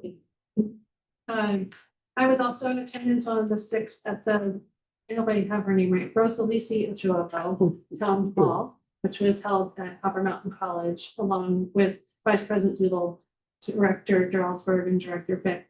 And both Doolittle and Jarlsberg were called up front and not told in advance. And I want to say that I thought they did a wonderful job representing the district. It was just off the cuff, and it had been uncomfortable not being able to prepare. You looked fine. There was nothing wrong with what you were saying. No, even give it. I was glad to have my vest. Yeah, I know. It was really a good meeting. I feel like I learned a lot more about her as a California senator, and she just felt very real and approachable and fair. So I thought she did a really good job, and I was glad to be a part of that. Had a great meeting yesterday with Director Fick and Director Short on our manager meetups, and there's always so much I want to share in hours never enough, but they were graceful enough to get out of the room because we needed it for interviews right afterwards, and we were in interviews all day long yesterday. Kind of fill up the positions. We had CPR first aid training this week for all staff. So if you ever see that we're closed for in-service, we try not to do it often, but there are times where we need to have all staff, and those meetings we're required to attend. That's what we did on Monday. So that was fun. Everybody got to show their stuff. I learned really quickly who's good at CPR and who isn't. I'll tell you, I woke up in the middle of the night and my wrists were pounding. That's hard work. You are still on for purposes, please. That's right. And during interviews yesterday, I thought it was pretty awesome. So we always do panels to begin with, and we had a leak yesterday. And it was a really good opportunity for somebody coming in to see what things are like, because one of our guys came in covered head to toe in mud. Still made it through the interview though. Otherwise, we had a long night. So thank you, and I'll be the end of our report. Thank you very much. Never boring. No, never. My daughter asked me, what do you do when you get bored at work? And I said, what is it? I don't. No, it happened. Future director meetings are noted at the bottom of the agenda. Is there a motion to adjourn the regular meeting? So move. Is there a second? I'll second.